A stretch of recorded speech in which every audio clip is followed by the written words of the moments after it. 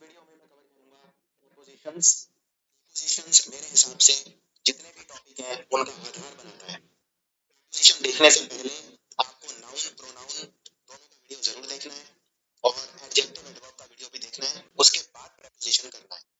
ये आपको series follow करनी है। ये सारे पार्ट ऑफ स्पीच होते हैं, एडजेक्टिव एडवर्ब प्रीपोजिशन कंजंक्शन, और इनमें सबसे इंपॉर्टेंट प्रीपोजिशन है, क्योंकि अगर प्रीपोजिशन एक तो समझना थोड़ा सा मुश्किल है क्योंकि बहुत सारे प्रीपोजिशन होते हैं, बहुत कंफ्यूजिंग होते हैं। ये वीडियो बहुत बड़ा होगा, इसमें मैंने एग्जाम्स के भी बहुत सारे जो क्वेश्चन है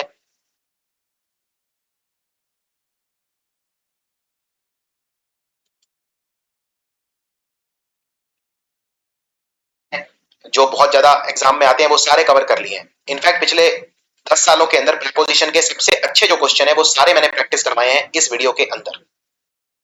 सो स्टार्ट करते हैं प्रीपोजिशन। सबसे पहले देखते हैं प्रीपोजिशन होता क्या है।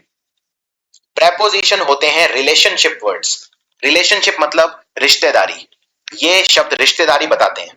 किसके बीच में रिश्तेदारी बताते हैं ये जानना जरूरी है। प्रीपोजिशन किसी नाउन और प्रोनाउन की रिलेशनशिप बताते हैं सेंटेंस के किसी दूसरे हिस्से के साथ, और जिस नाउन और प्रोनाउन के पहले प्रीपोजिशन लगते हैं उसे बोलते हैं ऑब्जेक्ट ऑफ द प्रीपोजिशन। उदाहरण के साथ समझाऊंगा इसमें मैं हर चीज प्रीपोजिशन के अंदर, क्योंकि ये सारा एकदम प्रैक्टिकल बिल्कुल इंग्लिश है। Book is on the table, किताब टेबल के ऊपर रखी है। अब इसमें दो वस्तुएं हैं, पहली तो है किताब और दूसरी है टेबल। इसमें प्रीपोजिशन क्या है? ऑन, क्योंकि ऑन शब्द ये बता रहा है कि बुक और टेबल के बीच में रिश्ता क्या है, बुक और टेबल के बीच में रिलेशनशिप क्या है। बुक कहां पे रखी है? टेबल के ऊपर नीचे, यानी बुक और टेबल के बीच में एक रिश्ता है और वो रिश्ता बता रहा है ऑन। इसीलिए प्रीपोजिशन को बोलते हैं रिलेशनशिप वर्ड्स। अब सवाल ये है, इसमें ज्यादा इंपॉर्टेंट मेरे लिए क्या है, बुक या टेबल, या दोनों इक्वली इंपॉर्टेंट है? देखिए, प्रेपोजिशन शब्द पे ध्यान दीजिए। प्रीपोजिशन, अगर मैं मान लीजिए लिखता हूं प्रेपोजिशन, तो मैंने ये शब्द बीच में से तोड़ दिया। प्री का मतलब होता है पहले, और पोजीशन का मतलब होता है किसी चीज को रखना या प्लेस करना। अब प्रेपोजिशन को मैंने किस शब्द के पहले लिखा है? प्रेपोजिशन वो शब्द होते हैं जो किसी नाउन या प्रोनाउन के पहले लगते हैं। अब नाउन आप जानते हैं क्या होता है, आपने नाउन वाला वीडियो देख ही लिया होगा। नाउन होता है संज्ञा, यानी किसी व्यक्ति का नाम, किसी चीज का नाम, किसी जगह का नाम, ये सब संज्ञा होते हैं। तो ये किसी वस्तु का नाम है, किसी चीज का नाम है, टेबल ये भी संज्ञा है, और बुक भी किसी चीज का नाम है, किसी वस्तु का नाम है, यानी ये भी संज्ञा है। लेकिन इनमें कौन सी संज्ञा मेरे लिए इंपॉर्टेंट है? जिसके आगे प्रेपोजिशन लगता है वो मेरे लिए इंपॉर्टेंट है। यानी इस सेंटेंस के अंदर द टेबल मेरे लिए इंपॉर्टेंट है क्योंकि द टेबल के आगे प्रेपोजिशन लगा है। ऐसा नहीं है कि बुक मेरे लिए इंपॉर्टेंट नहीं है, लेकिन प्रेपोजिशन डिसाइड नहीं करेगी बुक, बुक डिसाइड करेगा जिसके आगे प्रेपोजिशन लगा है। जिस शब्द के आगे प्रेपोजिशन लगता है, जिस नाउन या प्रोनाउन के आगे, इस केस में नाउन है, यहाँ पे संज्ञा है, तो जिस नाउन या प्रोनाउन के आगे प्रेपोजिशन लगता है उसे बोलते हैं ऑब्जेक्ट ऑफ द प्रेपोजिशन। एक और सेंटेंस देखते हैं। The key is in the house, चाबी घर के अंदर पड़ी हुई है। इसके अंदर ये बताइए कि प्रेपोजिशन क्या है? प्रेपोजिशन है इन, क्योंकि इन बता रहा है कि चाबी और घर में रिश्ता क्या है। वैसे तो चाबी घर में कोई रिश्ता होता ही नहीं है, लेकिन अगर चाबी घर के अंदर है तो उनमें एक रिश्ता बन जाता है। इन शब्द है प्रेपोजिशन, और हाउस के आगे लगा है इन, यानी हाउस है object of the preposition. I hope यहां तक आपको समझ में आ गया हो। चलिए अब मैं सेंटेंस आपको बताता हूं। अब ये बताइए इसमें ऑब्जेक्ट ऑफ द प्रेपोजिशन क्या है? वो लड़की पहाड़ के ऊपर दौड़ी, शी रैन अप द हिल। इसमें आपको ये बताना है प्रेपोजिशन क्या है और ऑब्जेक्ट ऑफ द प्रेपोजिशन क्या है, दोनों बताने हैं। तो लड़की है शी यानी कि प्रोनाउन। कोई लड़की है, सर्वनाम लिखा है, मैंने नाम नहीं लिखा है, नाम लिखता तो नाउन हो जाता, नाम ना लिख के शी लिख दिया तो प्रोनाउन हो गया। और दूसरा है हिल। हिल क्या है? हिल कोई जगह है, और कोई जगह है मतलब पर्सन प्लेस थिंग, यानी नाउन है। तो नाउन और प्रोनाउन के बीच में रिश्ता कौन सा शब्द बता रहा है? रिश्ता बता रहा है अप, यानी अप हो गया प्रेपोजिशन। और ऑब्जेक्ट ऑफ द प्रेपोजिशन क्या है? द हिल, क्योंकि द हिल के आगे लगा है अप। तो ये है कुछ सबसे कॉमन प्रेपोजिशन जो हम पढ़ेंगे। इनमें जो भी एग्जाम के लिए इंपॉर्टेंट है वो तो हम बहुत ही ज्यादा डिटेल में कवर करेंगे, जैसे अबव, अबॉर्ड, बिलो, आगे पीछे, ऊपर नीचे, यानी above, below, up, down, on to, into, at, in, from, for, ये सब बहुत ही कॉमन प्रेपोजिशंस हैं। To, towards, underneath, beneath, beneath, नीचे, बियॉन्ड, परे, या इस तरह के preposition, despite, in spite of. तो हम इन सबको देखेंगे डिटेल में एक एक करके। और जो भी ज्यादा इंपॉर्टेंट है उन पर ज्यादा फोकस करेंगे, क्योंकि ऐसे देखा जाए तो हजारों प्रेपोजिशन है और सबको कवर करना इम्पॉसिबल है। तो जो एग्जाम के लिए इंपॉर्टेंट है, जो ग्रामर के लिए इंपॉर्टेंट है, आपको एग्जाम में जो बहुत ज्यादा नंबर दिलवाएंगे, वो ही मैं कवर करूंगा। ऐसा जरूरी नहीं है कि प्रेपोजिशन एक ही शब्द का होता है। फॉर एग्जाम्पल अगर आप बोलते हैं एट या इन या ऑन, तो ये एक ही शब्द के बने हैं, लेकिन प्रेपोजिशन एक से ज्यादा शब्द के भी हो सकते हैं, इसलिए उन्हें बोलते हैं कंपाउंड प्रेपोजिशन। कंपाउंड प्रेपोजिशन वो प्रेपोजिशन है जो एक से ज्यादा शब्द का बना होता है, जैसे according to, instead of, by means of, because of, in addition to, apart from, etcetera. Now अब मैंने प्रेपोजिशन के बारे में एक आपको बात कही थी कि प्रेपोजिशन हमेशा नाउन और प्रोनाउन के पहले लगते हैं, इसीलिए इन्हें प्रेपोजिशन कहा जाता है। प्रे मतलब पहले और पोजिशन मतलब रखना। हम किसी भी नाउन या प्रोनाउन के पहले प्रेपोजिशन लगाते हैं, लेकिन ऐसा नहीं है। ये एक पुराना कंसेप्ट था। हाँ, जिस वक्त प्रेपोजिशन हमने डिस्कवर किए अंग्रेजी में, जब हमने इनको यूज करना स्टार्ट किया, तब ये बात सच थी, लेकिन आज ऐसा नहीं है। आज हम प्रेपोजिशन पहले भी लगाते हैं, बाद में भी लगाते हैं, दोनों तरीके से एक्सेप्टेबिलिटी है। फॉर एग्जाम्पल अब ये सेंटेंस देखिए, तुम कहां से आ रहे हो। अगर आप पूछते हैं कि भाई तुम कहां से आ रहे हो, यानी where are you coming from. अब where are you coming from में जो रिश्ता है वो दो चीजों के बीच में है, एक तुम्हारे बीच में और एक तुम जहां से आ रहे हो उसके बीच में। कौन सा शब्द है प्रेपोजिशन इसमें? फ्रॉम, क्योंकि फ्रॉम बता रहा है रिश्ता, कि तुम कहीं से आ रहे हो, यानी तुम कहीं से फ्रॉम से आ रहे हो। प्रेपोजिशन इसमें शब्द के आखिरी में लगा एकदम। जनरली तो प्रेपोजिशन नाउन और प्रोनाउन के पहले लगता है, और जिस नाउन और प्रोनाउन के पहले प्रेपोजिशन लगता है उसे क्या बोलते हैं? Object of the preposition. लेकिन यहाँ पे तो प्रेपोजिशन आखिरी में लगा है, लेकिन ये सेंटेंस तो गलत नहीं है, ये बिल्कुल ठीक सेंटेंस है। सो ये सेंटेंस बिल्कुल ठीक है। वैसे इसको लिखने का एक और तरीका भी है, प्रेपोजिशन को मैं शुरू में भी लगा सकता हूँ, यानी मैं लिख सकता हूँ from where are you coming, वो भी गलत नहीं है और ये भी गलत नहीं है, दोनों ठीक है। इसी तरह से अगर मैं बोलता हूँ तुम किस बारे में बात कर रहे हो, यानी what are you talking about, इसमें प्रेपोजिशन है अबाउट, लेकिन आखिर में लगा है, तो ये सेंटेंस भी गलत नहीं है। मैं इसको ऐसे भी लिख सकता हूँ, about what are you talking, आप किस बारे में बात कर रहे हैं, ये भी ठीक है और ये भी ठीक है। प्रेपोजिशन के एक ही प्रेपोजिशन के कई मीनिंग हो सकते हैं, इसलिए ये बहुत कंफ्यूजिंग हो जाते हैं कई बार। फॉर एग्जाम्पल जैसे शब्द देखिए बिहाइंड। बिहाइंड का मतलब, कई सारे मतलब है बिहाइंड के। एक तो बिहाइंड का मतलब होता है पीछे। फॉर एग्जाम्पल मेरी गाड़ी के पीछे एक कुत्ता सोया हुआ है, यानी a dog is sleeping behind my car. या मैं पूछता हूं कि क्या हमारे पीछे कोई गाड़ी है, is there a car behind us, तो बिहाइंड मतलब पीछे। लेकिन बिहाइंड का मतलब होता है जिम्मेवार होना। फॉर एग्जाम्पल कंपनी की सक्सेस के पीछे वो है। अब यहाँ पे पीछे का मतलब ऐसा नहीं है कि कोई किसी के पीछे खड़ा है, कंपनी की सक्सेस में सबसे बड़ा हाथ उसका है, यानी कंपनी की सक्सेस के पीछे उसका हाथ है, तो पीछे मतलब जिम्मेवार होना। या मैं ये भी बोल सकता हूँ मेरा दोस्त जिंदगी में सक्सेस के अंदर मेरे से पीछे है, यानी वो मेरे जितना सक्सेसफुल नहीं है, यानी मेरे पीछे है। पीछे है मतलब मेरे से कम सक्सेसफुल है। तो एक ही प्रेपोजिशन के कई मीनिंग निकल सकते हैं, आपको सही कंटेक्स्ट में, सही फ्रेम में उसको रखना है और फिर उसका मतलब जानने की कोशिश करनी है। तो सबसे पहले देखते हैं सबसे इंपॉर्टेंट प्रेपोजिशन जो एग्जाम में सबसे ज्यादा आते हैं, जिनको बोलते हैं एट, ऑन और इन। अब देखते हैं, मैं आपको एक बड़े ही यूनिक तरीके से इनके यूजेस बताता चलूंगा, जिससे आपको क्लैरिटी बन जाएगी और साइड बाय साइड एक दिमाग में आप पिक्चर बना सकते हैं। सबसे पहले देखते हैं इन कहाँ यूज करते हैं। इन हम यूज करते हैं जगह के साथ, फॉर एग्जाम्पल, और इन जनरली हम यूज करते हैं बड़ी जगह के साथ। जैसे for example in a room, in a building, in a garden, in a park. अगर आप रूम में बैठे हैं तो कहेंगे I am in a room, I am in a building, in a garden, in a park. या आप पानी के अंदर हैं तो आप बोलेंगे in the water, in the sea, in a river. अगर आप किसी लाइन में खड़े हैं, ये बहुत इंपॉर्टेंट है, तो आप बोलेंगे इन अ रो, इन अ लाइन या इन अ क्यू। क्यू का मतलब भी होता है लाइन। अगर आप किसी छोटी जगह पे खड़े हैं, फॉर एग्जाम्पल, अब इसको ध्यान से समझिए इस कंसेप्ट को। मान लीजिए आप इस शहर के अंदर हैं और ये शहर है दिल्ली। दिल्ली के अंदर है तो आप बोलेंगे आई एम इन दिल्ली, क्योंकि दिल्ली एक बड़ी जगह है। लेकिन दिल्ली में अगर आप किसी खास जगह पे खड़े, मान लीजिए आप दिल्ली एयरपोर्ट पे खड़े, तब आप इनको एट में कन्वर्ट कर देंगे। तो आप ये नहीं बोलेंगे I am in Delhi airport, I am बोलेंगे I am at Delhi airport. इसी तरह से अगर आप किसी खास जगह पे खड़े, फॉर एग्जाम्पल अगर आप बस स्टॉप पे खड़े हैं, बस पकड़ रहे हैं, तो आप बोलेंगे I am at the bus stop. अगर आप दरवाजे पे खड़े हैं, I am at the door, ये बहुत इंपॉर्टेंट है, I am at the door. कई लोग बोलते हैं मैं दरवाजे पे खड़ा हूं, I am on the door please open the door, वो गलत है। I am on the door नहीं, I am at the door. इसी तरह अगर आप सिनेमा में खड़े हैं तो आप बोलेंगे I am at the cinema. यहाँ पे सिनेमा का मतलब है पिक्चर हॉल, जहाँ पे आप पिक्चर देखते हैं, क्योंकि वो भी एक छोटी जगह है, एक खास जगह है। तो बहुत बड़ी जगह होगी तो आप यूज करेंगे इन, जैसे कोई शहर, कोई गांव, कोई देश। फॉर एग्जाम्पल अगर आप भारत में रहते हैं तो आप बोलेंगे आई लिव इन इंडिया, तो I live in Delhi, Delhi भी बहुत बड़ी जगह है। कोई गांव में रहते हैं तो आप बोलेंगे आई लिव इन मुरादाबाद, मान लीजिए कोई शहर है, आई लिव इन मुरादाबाद। या किसी गांव में रहते हैं, आई लिव इन फरुखापुर। लेकिन अगर आप मान लीजिए बस स्टैंड पे खड़े हैं, बस स्टॉप पे खड़े हैं, सिनेमा में खड़े हैं, तो आप बोलेंगे आई एम एट। तो एट भी प्लेसेस के लिए यूज होता है, इन भी प्लेसेस के लिए यूज होता है, लेकिन इन बड़ी प्लेसेस के लिए यूज होता है। एक बात और, अगर आप मान लीजिए गली के कोने पे खड़े हैं तो आप हमेशा बोलेंगे I am at the end of the street. इसी तरह पेज, मान लीजिए आप एक पन्ना पढ़ रहे हैं, पेज पढ़ रहे हैं और पेज के आप ऊपर वाला हिस्सा पढ़ रहे हैं तो आप बोलेंगे I am reading at the top of the page. इसी तरह अगर आप किसी पेज का नीचे वाला हिस्सा पढ़ रहे हैं तो आप बोलेंगे I am reading at the bottom of the page. So हमेशा यूज करते हैं at the top of the page, at the bottom of the page.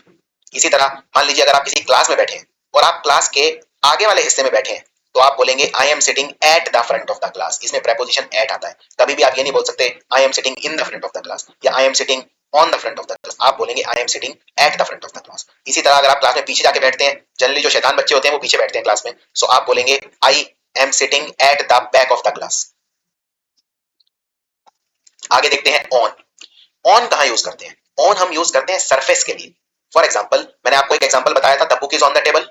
Book is on the table मतलब बुक टेबल के सरफेस पे रखी है। तो जब कोई चीज किसी चीज के सरफेस पे रखी होती है उसको बोलते हैं ऑन। जैसे फॉर एग्जाम्पल, अगर मैं तस्वीर दीवार पे टांगूंगा तो मैं बोलूंगा I am putting the picture on the wall. दीवार पे पेंटिंग बनाऊंगा, I am painting on the wall. फर्श पे कोई चीज गिर गई, ऑन द फ्लोर, क्योंकि फ्लोर के सरफेस पे गिरी है। इसी तरह जो दीवार है, दीवार के सरफेस पे मैं पेंटिंग बना रहा हूं। इसी तरह छत के सरफेस पे तो मैं बोलूंगा ऑन द सीलिंग। सीलिंग मतलब होता है रूफ या छत, तो सीलिंग को आप रूफ भी बोल सकते हैं। इसके अलावा ऑन हम डायरेक्शन के लिए भी यूज करते हैं। For example, on my right, on my left. अगर आपको बोलना है कि बिल्डिंग मेरे लेफ्ट में है तो आप बोलेंगे the building is on the left, या राइट में है तो आप बोलेंगे the building is on the right. आप ये नहीं बोलेंगे the building is in the right या at the right, no, on the left, on the right. At हम यूज करते हैं, इसके अलावा बहुत ही स्पेसिफिक एड्रेस अगर देना होता है तो एट यूज करते हैं। फॉर एग्जाम्पल, गौरव रहता है 55 लिंकन रोड डरहम में। अब यहाँ पे मैंने गली का नाम, घर तक बता दिया है। बहुत ही खास एड्रेस जब देते हैं, बिल्कुल स्पेसिफिक एड्रेस, घर का नंबर तक मैंने बताया है, तो मैं यूज करूंगा एट। फॉर एग्जाम्पल, अगर आपका घर का नंबर है मान लीजिए 338 तो आप बोलेंगे आई लिव एट 338 सेक्टर। लेकिन अगर आप बहुत ज्यादा स्पेसिफिक एड्रेस नहीं बताते हैं, अगर आप सिर्फ गली बताते हैं या मान लीजिए कोई रोड बताते हैं जहां आप रहते हैं, तो आप यूज करेंगे ऑन। इसमें घर का नंबर नहीं होगा, बहुत ही स्पेसिफिक एड्रेस नहीं होगा। फॉर एग्जाम्पल, गौरव का घर है बेकर्स रोड के ऊपर, so Gaurav house is on Bakers Road. इसमें बहुत ज्यादा मैंने ये नहीं बताया है, स्पेसिफिक एड्रेस नहीं बताया है। बेकर्स रोड पे हजारों घर है, उसमें मेरा भी एक घर है, so Gaurav house is on Bakers Road, Gaurav lives at 55 Lincoln Road in Durham. यहाँ पे मैंने स्पेसिफिक घर का नंबर भी बताया है, तो मैं यूज करूंगा एट। सो एक बार फटाफट और नजर मारते हैं इस पे, इन और ऑन और एट पे। सो अभी तक हमने देखा इन, ऑन और एट तीनों हम लोकेशन के लिए यूज करते हैं, लेकिन अलग अलग तरह से यूज करते हैं। इन हम यूज करते हैं बड़ी जगह के लिए, जैसे इन अ कंट्री। आप अगर किसी देश में रहते हैं तो आप बोलेंगे इन अ कंट्री, या इन अ सिटी, या इन a village, in a town. बहुत बड़ी जगह के लिए हम यूज करते हैं इन। इसके अलावा ऑन हम यूज करते हैं सरफेस के लिए और एट हम यूज करते हैं किसी खास लोकेशन के लिए। इसके अलावा ऑन हम सरफेस जब टच कर रहा होता है कोई, फॉर एग्जांपल अगर मैं कुर्सी पे बैठा हूं तो मैं बोलूंगा I am sitting on the chair. इसी तरह अगर मैं बेड पे सो रहा हूं, I am sitting on the bed, क्योंकि मैं बेड के सरफेस पे सो रहा हूं। अब बात करते हैं प्रेपोजिशंस ऑफ टाइम की। तो ये जो पिछले प्रेपोजिशन मैंने पढ़े एट, ऑन और इन, ये थे प्रेपोजिशन ऑफ स्पेस, क्योंकि ये स्पेस बता रहे थे मैं कहां पे हूं, जगह बता रहे थे, तो इसलिए उनको बोला जाता है प्रेपोजिशन ऑफ स्पेस। अब बात करते हैं preposition of time. Preposition of time भी वही है, एट, इन और ऑन, लेकिन इनके यूजेस अलग अलग तरीके से होंगे। अब ये टाइम बताएंगे। सबसे पहले देखते हैं एट यूज कहां करते हैं। सो एट यूज करते हैं हम खास टाइम बताने के लिए, बिल्कुल स्पेसिफिक टाइम बताने के लिए। मान लो अगर मैं बोलता हूं कि मैं तुमसे आज 5 बजे मिलूंगा, so I will meet you at 5 o'clock। मैं तुमसे 2:30 बजे मिलूंगा, I will meet you at 3:30। 3:30 बजे मिलूंगा एट 3:30। 5:30 बजे मिलूंगा 5:30। सो अगर बिल्कुल खास टाइम बताते हैं, मान लीजिए अगर मैं बोलता हूं मैं तुमसे 8 बजे मिलूंगा, so I will meet you at 8 PM। बिल्कुल स्पेसिफिक टाइम के लिए यूज करते हैं एट। अब देखते हैं एट का अगला इस्तेमाल। दिन के कुछ ऐसे खास समय होते हैं जिनके साथ मैं एट यूज करता हूं, इन यूज नहीं करता। फॉर एग्जाम्पल, कुछ ऐसे समय है दिन के जब मैं इन यूज करता हूं। मान लीजिए अगर मुझे बोलना है मॉर्निंग, मॉर्निंग के साथ मैं हमेशा इन यूज करूंगा। फॉर एग्जाम्पल, अगर मुझे बोलना है कि मैं तुमसे मॉर्निंग में मिलूंगा, सो आप बोलेंगे I will meet you in morning. लेकिन अगर आपको बोलना है कि मैं तुमसे रात में मिलूंगा, आप बोलेंगे at night, I will meet you at night. In night कुछ नहीं होता है। इसी तरह at noon, at midnight, at the weekend, मैं तुमसे वीकेंड पे मिलूंगा, I will meet you at the weekend. मैं तुमसे डस्क पे मिलूंगा या डॉन पे मिलूंगा।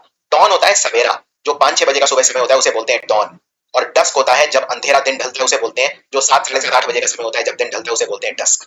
तो इन सब शब्दों के साथ हम यूज करते हैं at. At noon, at night, at midnight, at the weekend, at dusk, at dawn. अब देखते हैं इन का इस्तेमाल कहां पे होता है।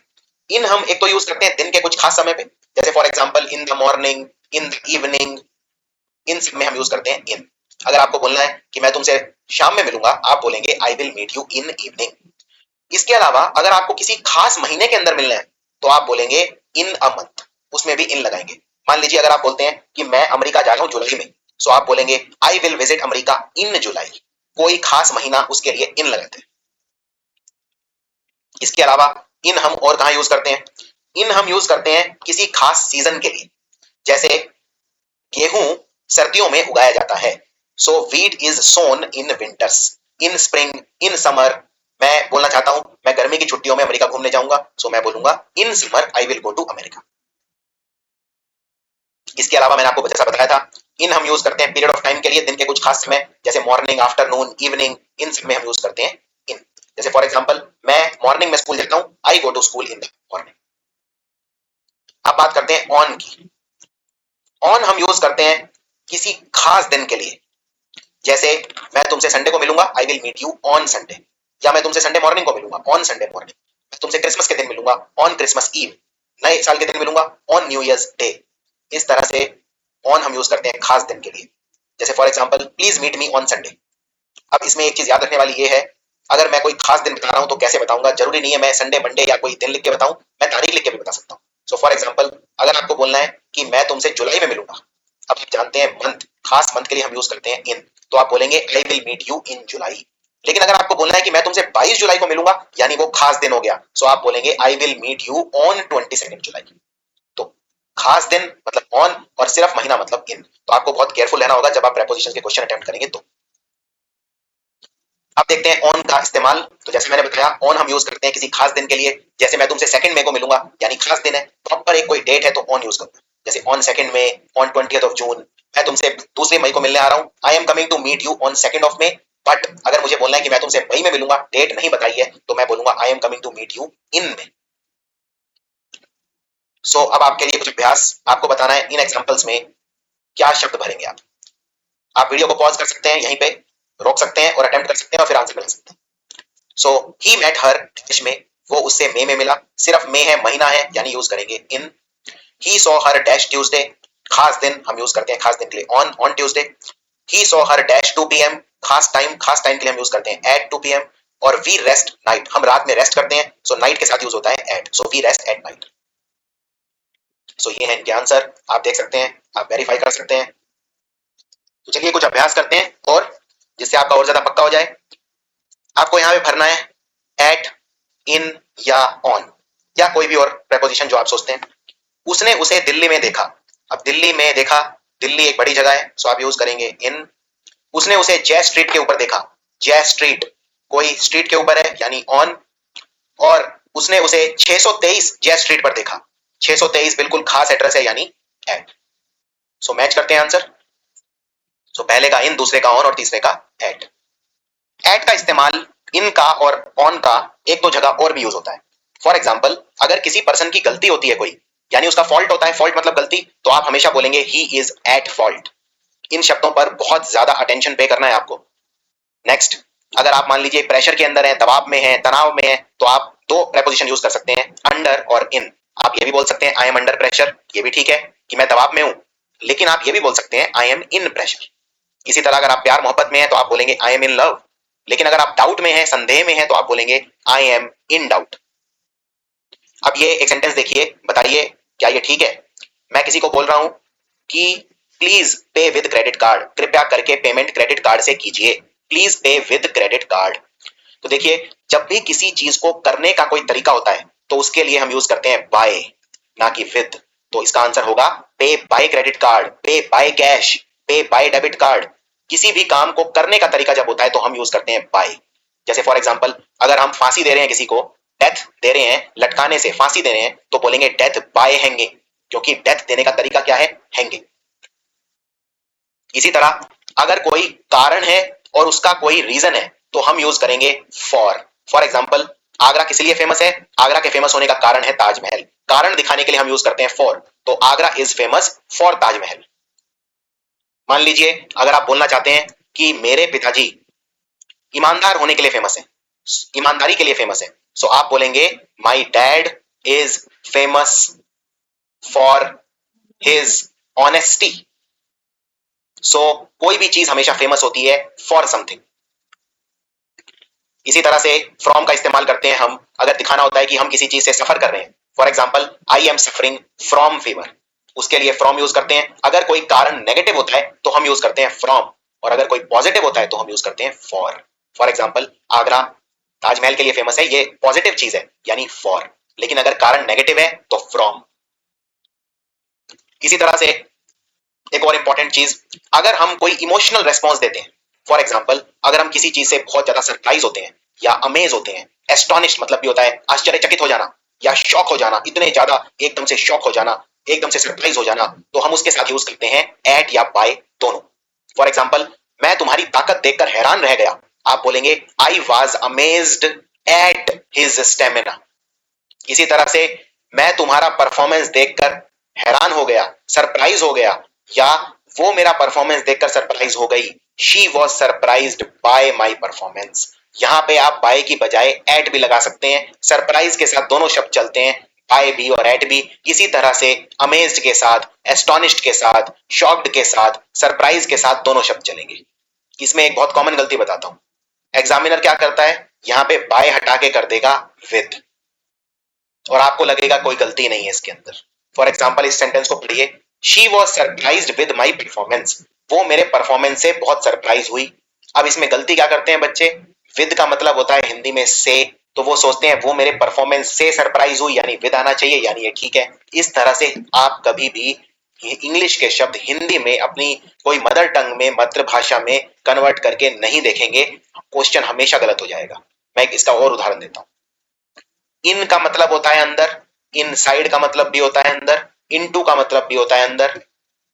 इस तरह के कई शब्द होते हैं जिनका मतलब अंदर होता है। सो कहने का मतलब आप कोई भी लगा सकते हैं, हिंदी में तो फर्क नहीं पड़ेगा, लेकिन इंग्लिश में फर्क पड़ता है। इंग्लिश में हर शब्द का एक खास यूज है जिसके लिए वो यूज किया जाता है, और उसके अलावा आप उसे यूज नहीं कर सकते। तो यहां पर आप विद नहीं लगा सकते, क्योंकि सरप्राइज के साथ हमेशा या तो लगता है एट या लगता है बाय। कुछ ऐसे शब्द भी हैं जिनमें प्रेपोजिशन की जरूरत ही नहीं पड़ती, लेकिन फिर भी लोग लगा देते हैं। जैसे for example, downstairs, downtown, inside, outside, upstairs. For example, अगर आपको बोलना है कि मैं सीढ़ियों से नीचे जा रहा हूं, मान लीजिए आप किसी बिल्डिंग की दूसरी मंजिल पे खड़े हैं और आप बोलते हैं कि मैं पहली मंजिल पे जा रहा हूं, आप बोलेंगे I am going down stairs.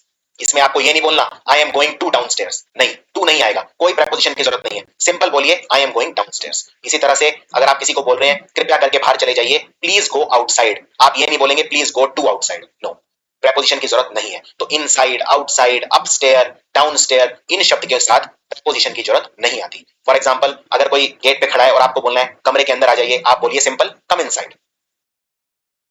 अब देखते हैं एक और बहुत इंपॉर्टेंट प्रेपोजिशन जो है ओवर। ओवर का मतलब क्या होता है? देखिए, ओवर के कई मीनिंग है। ओवर का सबसे पहला यूज होता है मूवमेंट दिखाने के लिए। जब कोई चीज एक जगह से दूसरी जगह पे हिलती है या जाती है तो मैं ओवर यूज करता हूं। फॉर एग्जाम्पल, अगर मुझे अपने दोस्त को कहना है मेरे घर आ जाओ, यानी मेरा दोस्त यहाँ पे खड़ा है और यहाँ पे मेरा घर है, यानी वो हिल के आएगा, एक जगह से दूसरी जगह में उसकी पोजीशन के अंदर चेंज आएगा, तो मैं यूज करूंगा ओवर। मैं कहूंगा come over to my house. इसी तरह से अगर मान लो किसी ने मुझे गिफ्ट भेजा तो मैं बोलूंगा they sent over a gift. Sent over मतलब गिफ्ट इस पोजीशन पे था, यहां से मेरे पास आ गया, यानी मूवमेंट हुई, उसकी पोजीशन चेंज हुई, एक पॉइंट से दूसरे पॉइंट तक, उसको दिखाने के लिए मैं ओवर का इस्तेमाल करता हूं। ऐसा नहीं है मुझे ओवर का इस्तेमाल करना ही करना है, मैं इसमें ओवर ना भी लगाऊं तो फर्क नहीं पड़ेगा, लेकिन ओवर लगा दे तो ज्यादा अच्छा रहता है। फॉर एग्जाम्पल, ये सेंटेंस देखो, come over to my house, इसमें मैं सिंपल बोल सकता हूं come to my house, over लगाने की जरूरत नहीं है, लेकिन ओवर लगा के मैं ये दिखा रहा हूं कि वो पर्सन किसी दूसरे स्थान से मेरे स्थान तक आ रहा है, तो क्लैरिटी ज्यादा बढ़ जाती है इसमें। एक ओवर का इस्तेमाल बहुत खास और है, और ये एग्जाम में अक्सर आता है। देखिए, मैंने आपको एक शब्द बताया था ऑन, और ऑन कहां यूज करते हैं? जब कोई चीज सरफेस पे होती है। मान लो ये कुर्सी है और ये कुर्सी के ऊपर एक गिलास रखा है, तो मैं क्या बोलूंगा? The glass is on the table, क्योंकि टेबल के सरफेस पे रखा हुआ है। लेकिन सरफेस से अगर ऊपर हो तो क्या बोले? जब थोड़ा सा ऊपर, फॉर एग्जाम्पल मान लो ये मेरा घर है और मेरे घर के ऊपर से ये कोई पक्षी उड़ रहे हैं, तो मैं क्या बोलूंगा? सरफेस पे तो नहीं उड़ रहे, डिस्टेंस है, तो मैं बोलूंगा a bird flu over my house. जब चीजें टच नहीं होती, फिजिकल कांटेक्ट नहीं होता, तो मैं ओवर का इस्तेमाल करता हूं। यानी चीजों में जब डिस्टेंस होता है तो मैं ओवर का इस्तेमाल करता हूं। इसी तरह से मान लो कोई नदी के ऊपर पुल है, तो आप क्या बोलेंगे? क्या ये सेंटेंस ठीक है? इस सेंटेंस को ध्यान से देखिए। The bridge is on the river Ganges. Ganga नदी के ऊपर एक ब्रिज है। सो मान लो ये कोई नदी है और ये नदी के ऊपर पुल है। क्या ये नदी का जो पानी का सरफेस है उसके ऊपर पुल है या नदी के थोड़ा सा ऊपर की तरफ पुल है? आप जानते हैं जो पुल होता है वो नदी के काफी ऊपर होता है, वो पानी के ऊपर नहीं होता, पानी की सतह पे नहीं होता। इसलिए मैं ऑन का इस्तेमाल नहीं करूंगा, क्योंकि ऑन का इस्तेमाल मैं करता हूं सरफेस के लिए। तो मैं बोलूंगा the bridge is over the river Ganges. ये राइट आंसर है। इसी तरह से मान लो कोई बच्चा सो रहा है और मैं बोलता हूं बच्चे के ऊपर चादर उड़ा दो, तो मैं क्या बोलूंगा? Put the blanket over the child. क्योंकि बच्चे के ऐसा नहीं है कि पूरी के पूरे जितना भी बच्चे का स्किन है, त्वचा है, उसके ऊपर चादर टच करेगी। चादर बच्चे को कहीं कहीं टच करेगी, उसके ऊपर रहेगी थोड़ा सा, यानी ओवर रहेगी। सो आंसर है ओवर। इसमें बहुत कॉमन गलती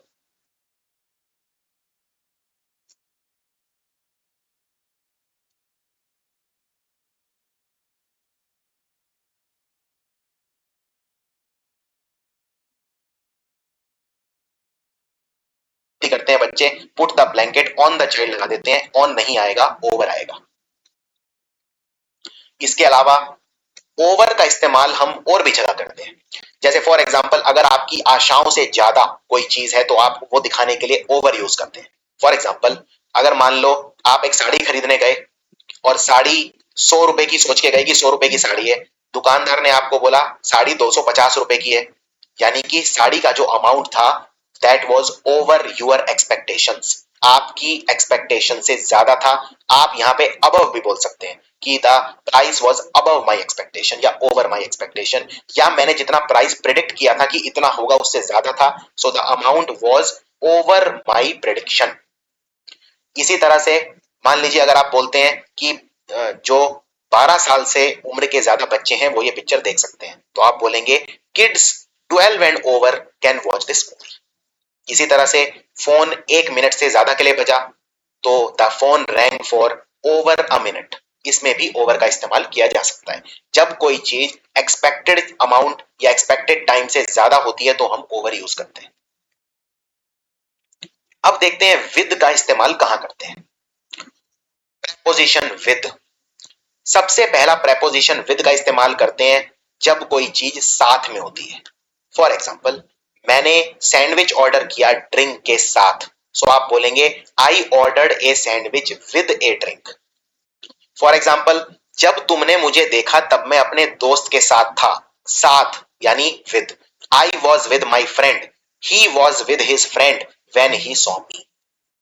इसी तरह से वो अपनी बहन के साथ काम करती है दुकान के ऊपर, so she has been working with her sister. इसी तरह से मैनेजर आपके साथ आपसे मिलने आने वाले हैं, थोड़ी ही देर में मैनेजर आपके साथ होंगे, तो आप बोलेंगे manager will be with you shortly. So with का इस्तेमाल पहला कहां होता है? पहला विद का सबसे अच्छा इस्तेमाल होता है जब कोई चीज आपको साथ दिखानी होती है, टुगेदर दिखानी होती है। इसके अलावा विद का इस्तेमाल होता है कोई चीज ये दिखाने के लिए कि कोई चीज उसके साथ है, यानी उसके शरीर का हिस्सा है। फॉर एग्जाम्पल मैं एक लड़के से मिला जिसकी हरे रंग की आंखें थी, सो आप बोलेंगे I met a guy with green eyes, क्योंकि ये आंखें उसके शरीर का हिस्सा थी। इसी तरह से were you the one talking with an accent. क्या आप वो व्यक्ति हैं जो एक एक्सेंट के साथ बात कर रहे थे? के साथ यानी हैविंग एन एक्सेंट, तो मैं हैविंग भी रिप्लेस कर सकता हूं। विद को मैं हैविंग से रिप्लेस कर सकता हूं इन सिचुएशन में। फॉर एग्जाम्पल यहाँ पे मैं विद को हटा के हैविंग भी कर सकता हूं। I met a guy having green eyes, मैं एक लड़के से मिला who was having green eyes, ये भी गलत नहीं है। इसी तरह से people with a lot of money are not always happy. वो लोग जिनके पास पैसा बहुत ज्यादा है जरूरी नहीं हमेशा खुश होते हैं, सो आप बोलेंगे people with a lot of money. यहाँ पे आप विद की बजाय हैविंग भी लिख सकते हैं। People having a lot of money are not always happy, तो ये भी गलत नहीं होगा। इसी तरह विद का इस्तेमाल यूजिंग शब्द के लिए भी होता है। विद को हटा के आप इन जगह पे यूजिंग भी लिख सकते हैं। फॉर एग्जाम्पल अगर, और ये सबसे इंपॉर्टेंट यूज है, एग्जाम में ज्यादातर क्वेश्चन इसी पे से आते हैं। जैसे फॉर एग्जाम्पल अगर आप कोई काम किसी चीज के साथ करते हैं तो उसके लिए विद लिखते हैं। जैसे मैंने लेटर लिखा पेन से, यानी पेन का इस्तेमाल करके। So I wrote the letter using the pen या विद द पेन, दोनों ठीक है। यह वह सूप है जो मैंने राइस और जौ से बनाया। So this is the soup that I made with rice and barley. क्योंकि यहाँ पे जो राइस और बार्ले है, इन्होंने एक वस्तु का काम किया जिससे मैंने बनाया। इसी तरह जब मैंने लेटर लिखा था तो पेन वो वस्तु थी, वो माध्यम था जिससे मैंने लिखा। तो माध्यम दिखाने के लिए मैं यूज करता हूं विद। फॉर एग्जाम्पल, उसने मेरे बाल काट डाले गोल्ड सीजर के साथ, सोने की कैंची के साथ। So he cut my hair with his gold scissor. इसमें एक कॉमन गलती बताता हूं एग्जाम में क्या होती है। मान लीजिए यहाँ पे सबसे कॉमन जो गलती वो ये होती है, विद की बजाय बाय कर देते हैं। जैसे विद काट दिया यहाँ पे और आपको एग्जाम में दे दिया ये, और इसमें बच्चे ज्यादातर गलती नहीं बता पाते हैं। जैसे फॉर एग्जाम्पल, उसने मेरे बाल काटे बाय हिज गोल्ड सीजर, तो इसमें बाय नहीं आएगा, इसमें क्या आएगा, विद आएगा। दूसरा, विद का इस्तेमाल हम करते हैं कोई एग्रीमेंट या अंडरस्टैंडिंग दिखाने के लिए। फॉर एग्जाम्पल, अगर कोई मुझसे पूछता है क्या आप मेरे साथ हो, और आप बताना चाहते हैं हाँ मैं तुम्हारे साथ हूं, यानी मैं आपके साथ एग्रीमेंट में हूं, सहमति में हूं, तो आप बोलेंगे yes I am completely with you. इसी तरह से अंडरस्टैंडिंग दिखाने के लिए, फॉर एग्जाम्पल, वो मेरे से सहमति रखती है, शी एग्रीज विद मी। अब देखते हैं बाय का इस्तेमाल कहां करते हैं। विद और बाय में बहुत कंफ्यूजन होती है लोगों को, ये कंफ्यूजन मैं हमेशा के लिए दूर कर देता हूं।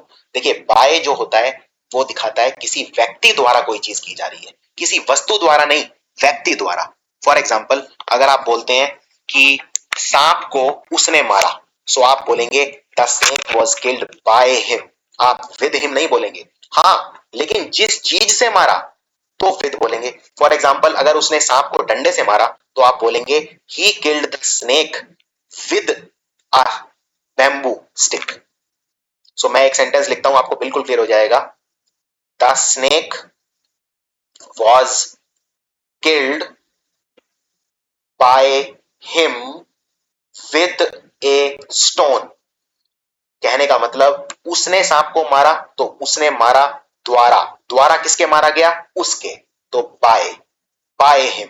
लेकिन किस चीज से मारा, पत्थर से। माध्यम क्या था, पत्थर, तो विद अ स्टोन।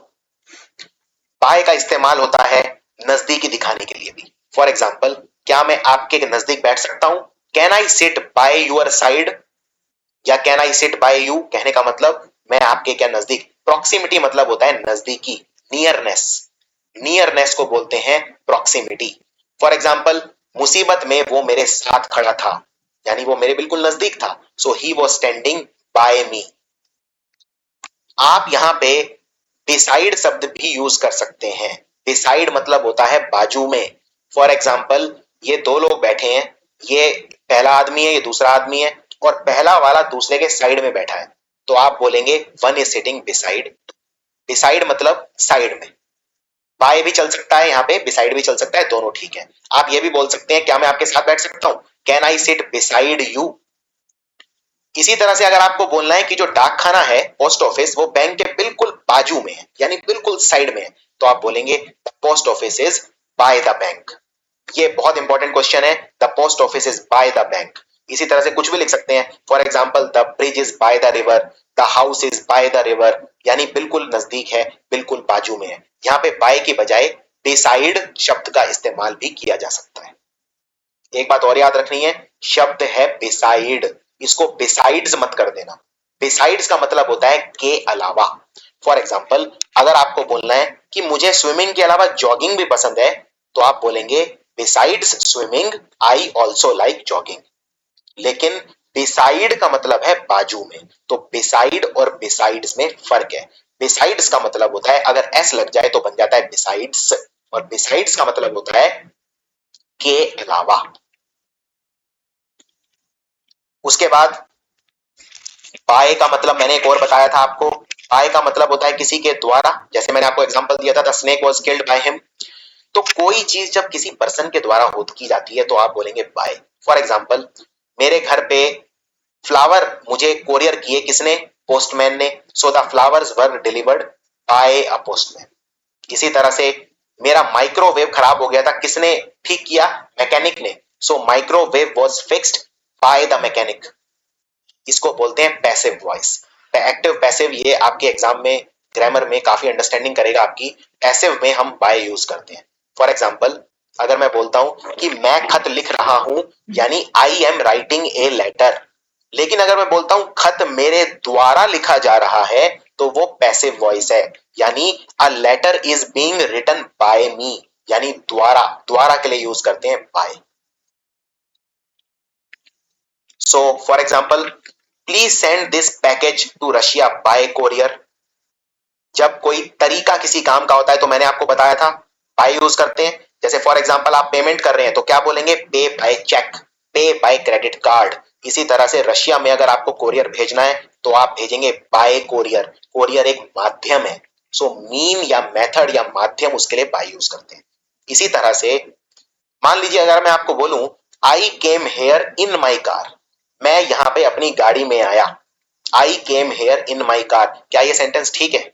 ये सेंटेंस गलत है, क्योंकि मैं गाड़ी में आया हूं यहां पे, यानी गाड़ी माध्यम की तरह से यूज करी है मैंने। तो मैं बोलूंगा I came here by my car, I came here in my car नहीं बोलूंगा, क्योंकि यहाँ गाड़ी मैंने माध्यम की तरह यूज करी है, और माध्यम को अंग्रेजी में बोलते हैं कन्वेयंस।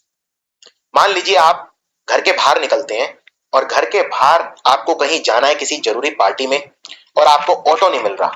अब आपका दोस्त फोन किए जा रहा है कि भाई जल्दी पहुंचो, मैं तो आपका इंतजार कर रहा हूं। आप क्या बोलेंगे? आप बोलेंगे मेरे को कन्वेंस नहीं मिल रहा, यानी मुझे आने का माध्यम या साधन नहीं मिल रहा। अब देखते हैं बहुत इंपॉर्टेंट प्रेपोजिशन जिसको बोलते हैं ऑफ। ऑफ का मतलब क्या होता है? देखिए ऑफ के कई मीनिंग होते हैं। एक तो अगर आपने नाउन वाला चैप्टर देख लिया होगा तो आपने देख ही लिया होगा, ऑफ दिखाता है का, की या के का स्वर, यानी पोजेशन, पोजेशन दिखाता है। फॉर एग्जाम्पल राम का जूता, so the shoe of Ram. Ram का पंखा, the fan of Ram. Ram की गाड़ी, द कार ऑफ राम। आप कुछ भी लिख सकते हैं। ऑफ दिखाता है कोई किसी चीज की संपत्ति।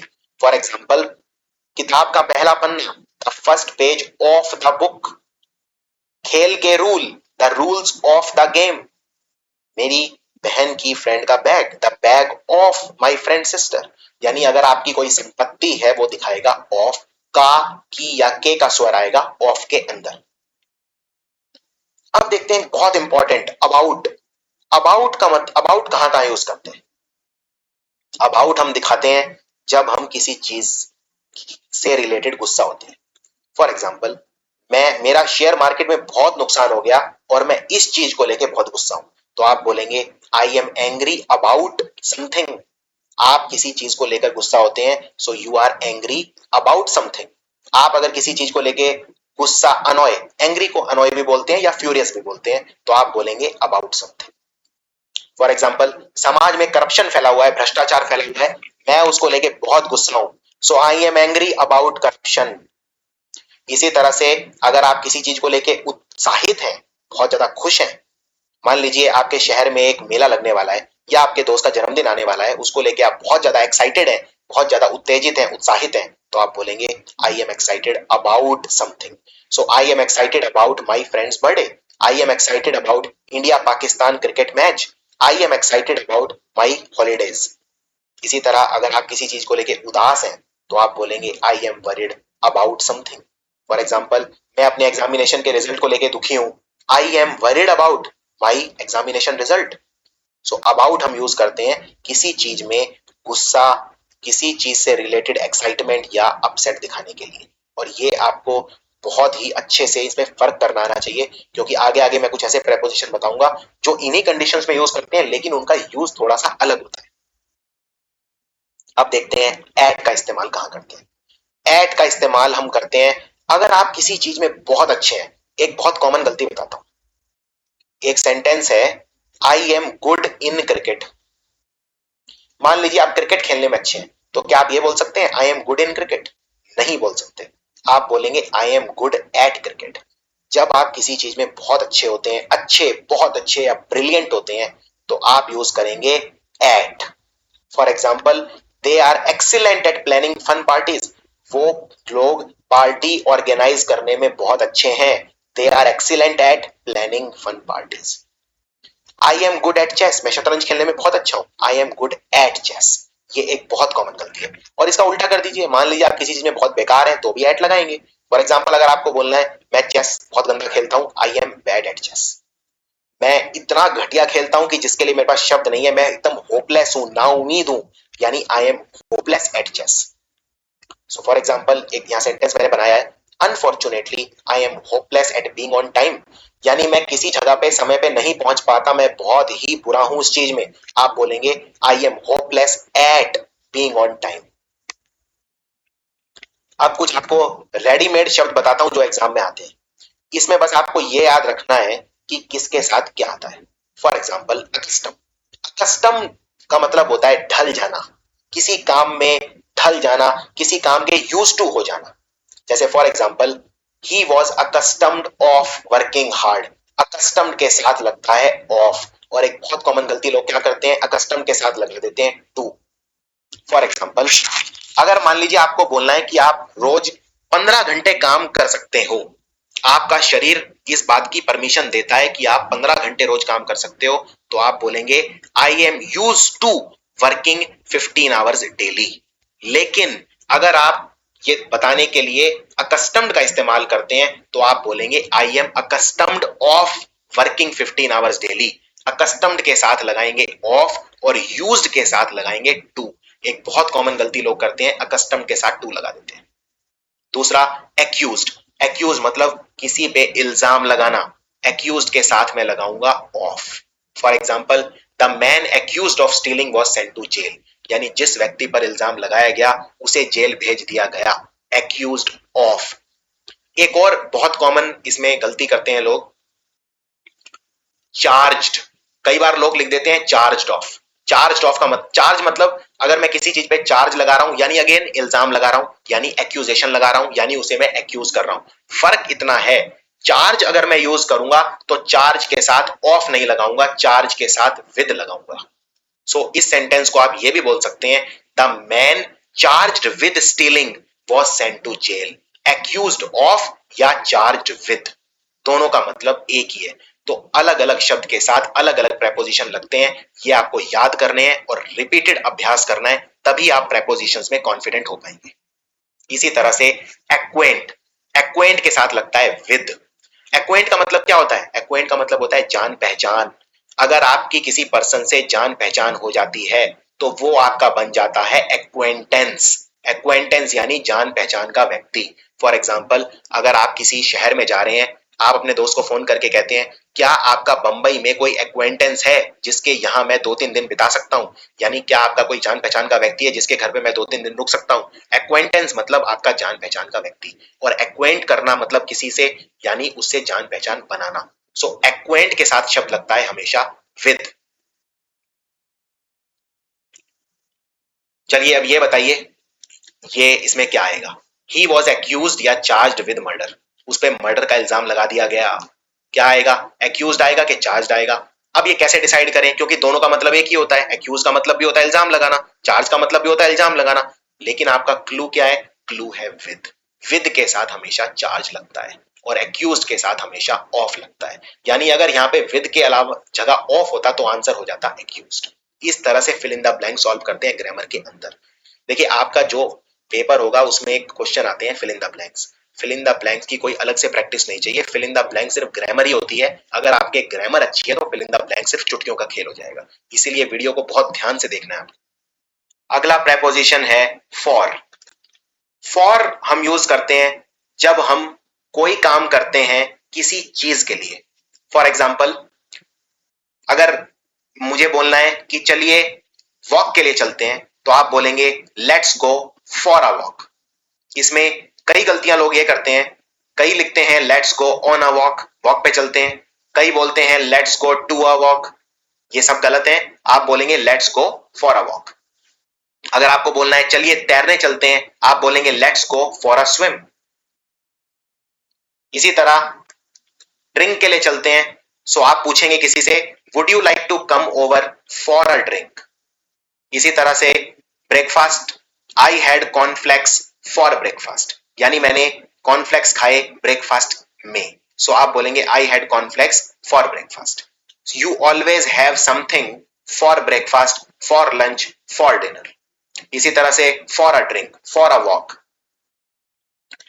फॉर का एक इस्तेमाल और होता है प्रेपोजिशन ऑफ टाइम में, इसको बोलते हैं फॉर और सिंस। फॉर और सिंस काफी एक कंफ्यूजिंग रहता है स्टूडेंट्स के लिए। सो देखते हैं फॉर और सिंस में क्या फर्क है। दोनों ही दिखाते हैं टाइम, लेकिन किस तरह का टाइम उसमें फर्क आता है। फॉर हम यूज करते हैं समय जब हम नाप लेते हैं, मेजर कर लेते हैं सेकंड्स में, मिनट्स में, घंटों में, दिनों में, महीनों में और सालों में, तब हम यूज करेंगे फॉर। फॉर एग्जाम्पल, उसने 7 मिनट तक अपनी सांस रोक ली, तो आप बोलेंगे he held his breath for 7 minutes, क्योंकि मैंने मिनट काउंट कर लिए। इसी तरह से वो यहां 7 साल तक रह चुकी है, सो 7 साल यानी फॉर। इसी तरह से ब्रिटिश और आयरिश के जो लोग हैं वो 7 सदियों से लड़ रहे हैं, यानी फॉर 7 सेंचुरीज। तो जब आप चीजें काउंट कर लेते हैं, इससे फर्क नहीं पड़ता कि समय कितना है, 1 मिनट भी हो सकता है, 7 मिनट, 7 सदियां, लेकिन काउंट करना होना चाहिए, तो फॉर यूज करेंगे। और सिंस हम यूज करते हैं एक स्पेसिफिक डेट या टाइम के साथ। एक आपको मैं शॉर्टकट बताता हूं, कंफ्यूजिंग हो सकता है, बिल्कुल आसान तरीका बताता हूं। अगर सिंस होगा तो कोई पास्ट का रेफरेंस होगा, वरना सिंस यूज नहीं करेंगे। अगर पास्ट का रेफरेंस है तो हम यूज करेंगे सिंस, और पास्ट का रेफरेंस जरूरी है सिंस लगाने के लिए।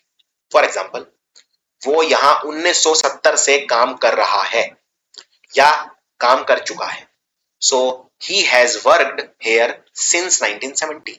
यानी मान लीजिए ये मेरी टाइमलाइन है, और ये है जहां मैं अभी हूं यानी प्रेजेंट, और ये है पास्ट भूतकाल, और ये है आने वाला फ्यूचर। मैं अभी प्रेजेंट में हूं, 1970 कहां है, पास्ट में, यानी पास्ट का रेफरेंस आपको मिल गया, यानी सिंस।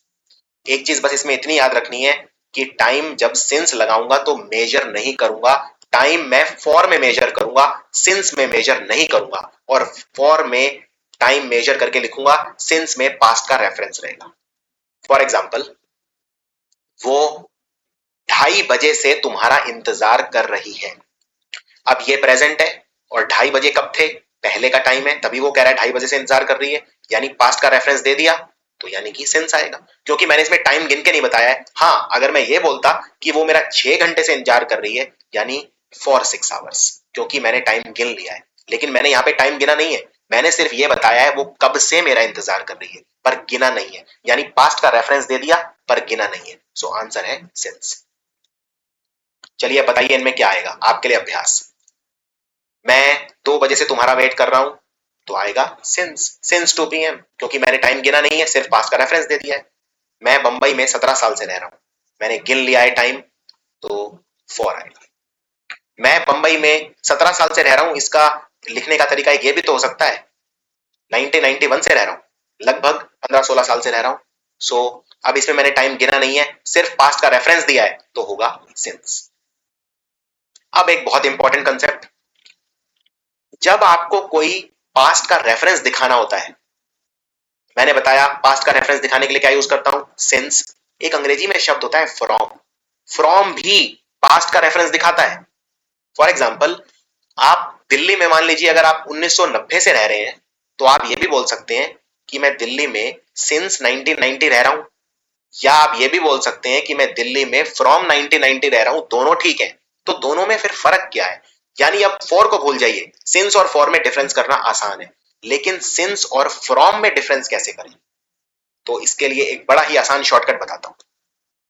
सिंस का इस्तेमाल तब होगा जब मैं परफेक्ट टेंस यूज करूंगा, और परफेक्ट टेंस क्या होता है, परफेक्ट टेंस होता है जिसमें हैज या हैव के साथ मैं third form of the verb लगाता हूं, उसे बोलते हैं परफेक्ट टेंस।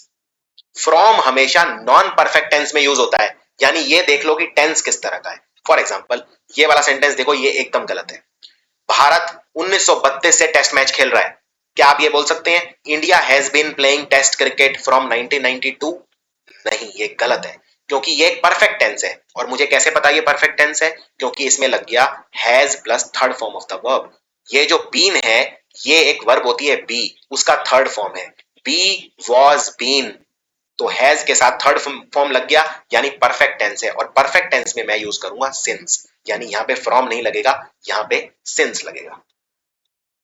फ्रॉम कब लगेगा, आप ये बोल सकते हैं आप परफेक्ट हटा दीजिए, सेंटेंस में आप सिंपल बोल दीजिए India is playing test cricket from 1932। भारत 1932 से टेस्ट क्रिकेट खेल रहा है। India is playing test cricket from 1932, ये बिल्कुल ठीक है। नॉन परफेक्ट टेंस में फ्रॉम लगेगा और परफेक्ट टेंस यानी कि हैज हैव के साथ जब third form of the verb लगता है तो उसमें सिंस लगेगा। अब कुछ और बने बनाए आपको रूल्स बताता हूं एग्जाम के लिए। अगर आप किसी चीज से डरते हैं तो उसके लिए या तो बोलिए फियर फ्रॉम या बोलिए अफ्रेड ऑफ। अफ्रेड का मतलब भी होता है डर और फियर का मतलब भी होता है डर। मान लीजिए अगर आपको कुत्तों से डर लगता है तो आप बोलेंगे आई फियर फ्रॉम डॉग्स या फिर I am afraid of dogs. तो अफ्रेड के साथ ऑफ, फियर के साथ फ्रॉम। इसमें आपको एक चीज याद रखनी है, ये जो भी चीजें मैं आपको बता रहा हूं इसमें आपका सिर्फ प्रेपोजिशंस ही कवर नहीं हो रहा, आपका फ्रेजल वर्ब्स भी कवर हो रहा है, क्योंकि फ्रेजल वर्ब वर्ब और प्रेपोजिशन से दोनों से मिलके बनते हैं, यानी पेयर से बनते हैं, और ये मैं आपको पेयर्स ही बता रहा हूं, यानी आपका 90% फ्रेजल वर्ब इसी में ही कवर हो रहा है। इसी तरह से एग्री के साथ लगता है टू। अगर आपको कोई आइडिया उसमें सहमति आपकी है, आप एग्री कर जाते हैं तो you always agree to an idea. लेकिन एग्री के साथ विद लगाएंगे तो मतलब you agree with a person. मान लीजिए किसी ने आपको एक सजेशन दिया कि आप रोज 100 रुपीज सेव करिए, 100 रुपीज जोड़िए, तो आप बोलेंगे आई लाइक योर आइडिया, मुझे आपका आइडिया पसंद है, यानी मैं एग्री करता हूं, I agree to your idea.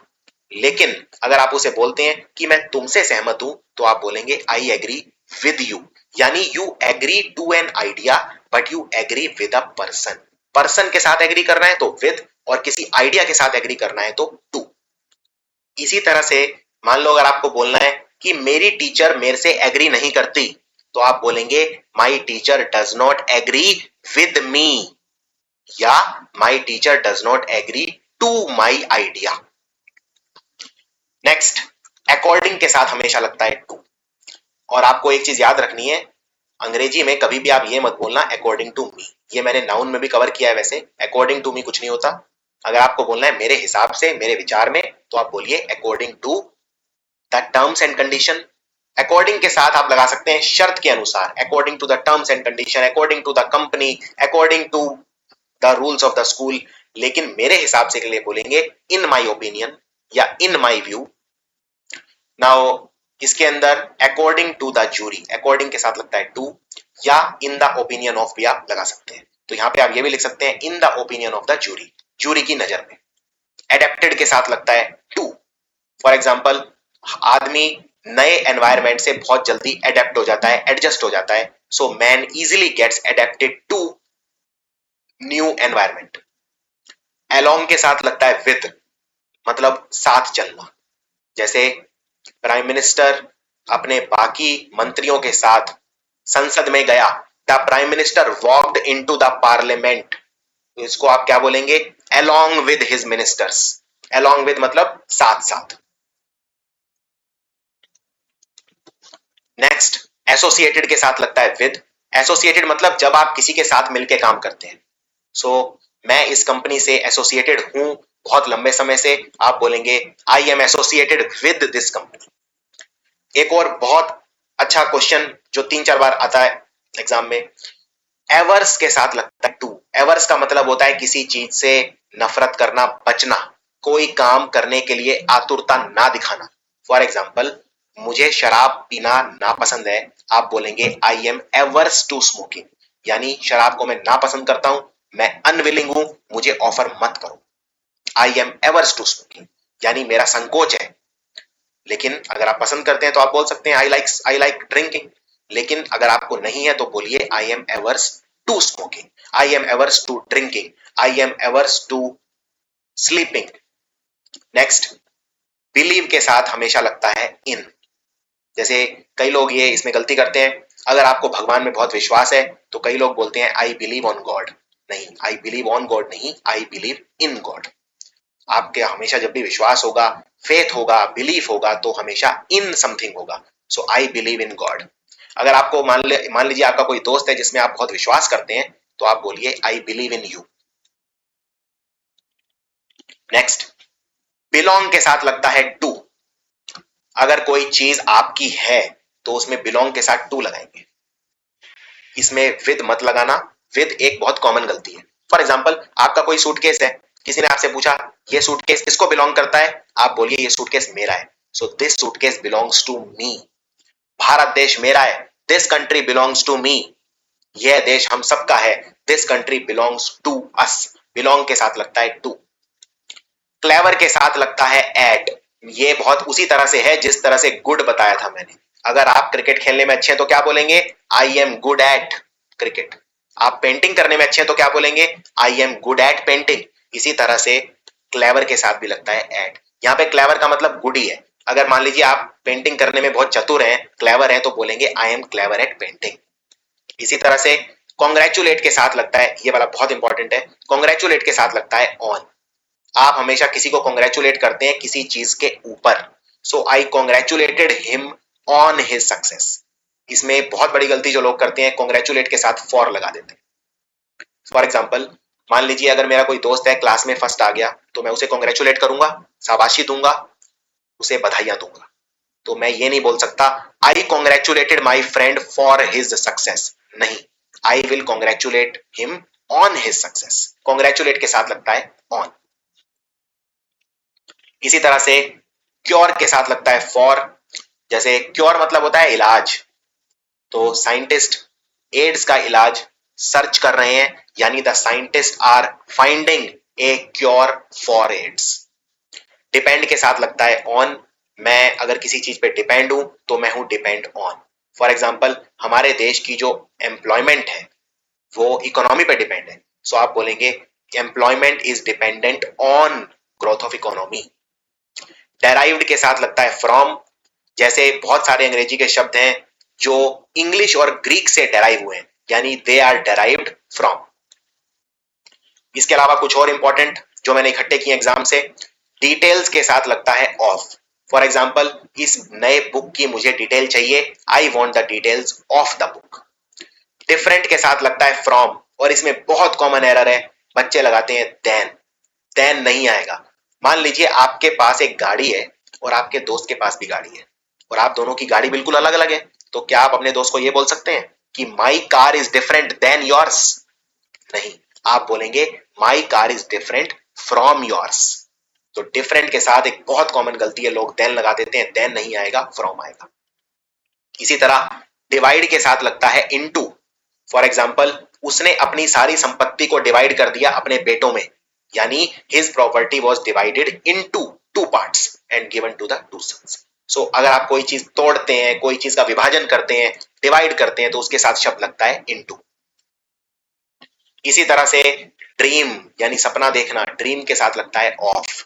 For example, मैं सपनों में भी नहीं सोच सकता था कि मैं फेल हो जाऊंगा एग्जाम में, तो आप बोलेंगे I could never dream of Fehling. Famous के साथ लगता है फॉर, ये मैं आपको बता चुका हूं, कोई भी चीज किसी चीज के लिए फेमस होती है। फॉर एग्जाम्पल, बनारस जो है वो अपने घाट्स के लिए फेमस है, so Banaras is famous for its ghats. इसी तरह से नोन के साथ भी फॉर लगता है। आप यहां फेमस की बजाय नोन भी लगा सकते हैं, यानी बनारस अपने घाट्स के लिए जाना जाता है। गुड एट मैं ऑलरेडी कवर कर चुका हूं।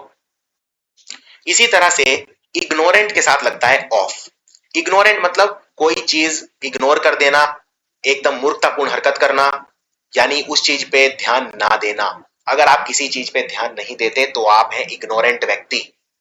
तो for example, being ignorant of all the consequences he easily fail into bad habits, यानी कि वो उसने परिणामों की परवाह नहीं की और वो एकदम इग्नोरेंट हो गया और बुरी आदतों में लग गया। So he was ignorant of the consequences, यानी परिणामों के परिणाम बोलते हैं कॉन्सिक्वेंसेस को, तो वो कॉन्सिक्वेंसेस के एकदम इग्नोरेंट ऑफ था। इसी तरह से इंक्रीज के साथ लगता है इन। जैसे फॉर एग्जाम्पल, हमारे देश में मल्टीनेशनल कंपनियों में बहुत ज्यादा इंक्रीज देखने को मिल रहा है, so there is always an increase in something. इसी तरह से अगर किसी चीज में घटोती होगी तो आप बोलेंगे there is a decrease in something. इसी तरह से इंसिस्ट के साथ लगता है ऑन। इंसिस्ट मतलब किसी को बार बार कुछ करने के लिए कहना, फोर्स करना। For example, the shopkeeper could not deny when she insisted on paying later, यानी कि जब उसने कस्टमर ने बोला कि मैं बाद में पैसा दूंगी, तो शॉपकीपर उसे मना नहीं कर पाया, क्योंकि वो क्या कर रही थी बार बार, she insisted on paying later. तो इंसिस्टेड के साथ लगेगा ऑन, और ये बहुत इंपॉर्टेंट क्वेश्चन है। इसी तरह से इंटरेस्टेड के साथ लगता है इन। मान लीजिए अगर आप शतरंज खेलने में इंटरेस्टेड हैं, आप बोलेंगे I am interested in chess. Interested के साथ लगता है इन। लैक के साथ लगता है ऑफ। लैक ऑफ मतलब किसी चीज की कमी होना, जैसे पैसों की कमी होना, तो बोलेंगे lack of money. Lack of की बजाय आप डिवॉइड ऑफ भी लगा सकते हो। फॉर एग्जाम्पल अगर किसी पर्सन के पास पैसा कम है, तो आप बोलोगे he is devoid of money.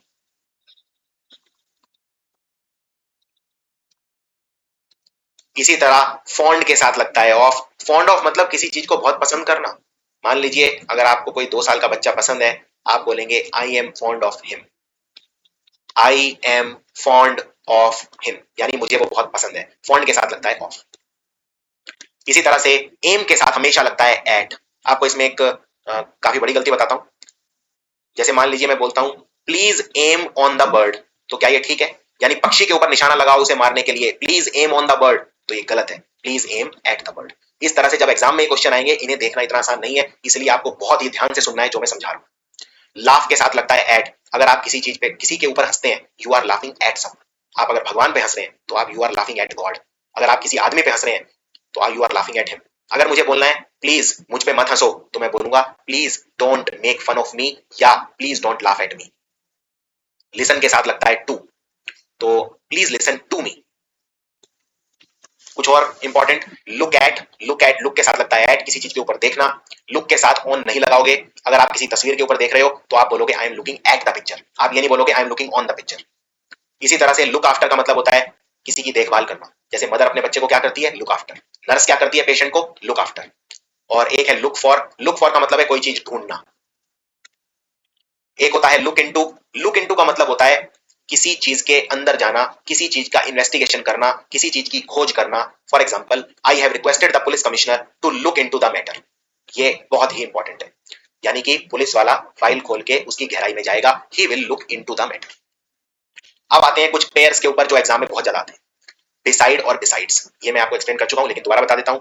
Beside का मतलब होता है बाजू में, साइड में, लेकिन बिसाइड्स का मतलब होता है इन एडिशन टू, या के अलावा।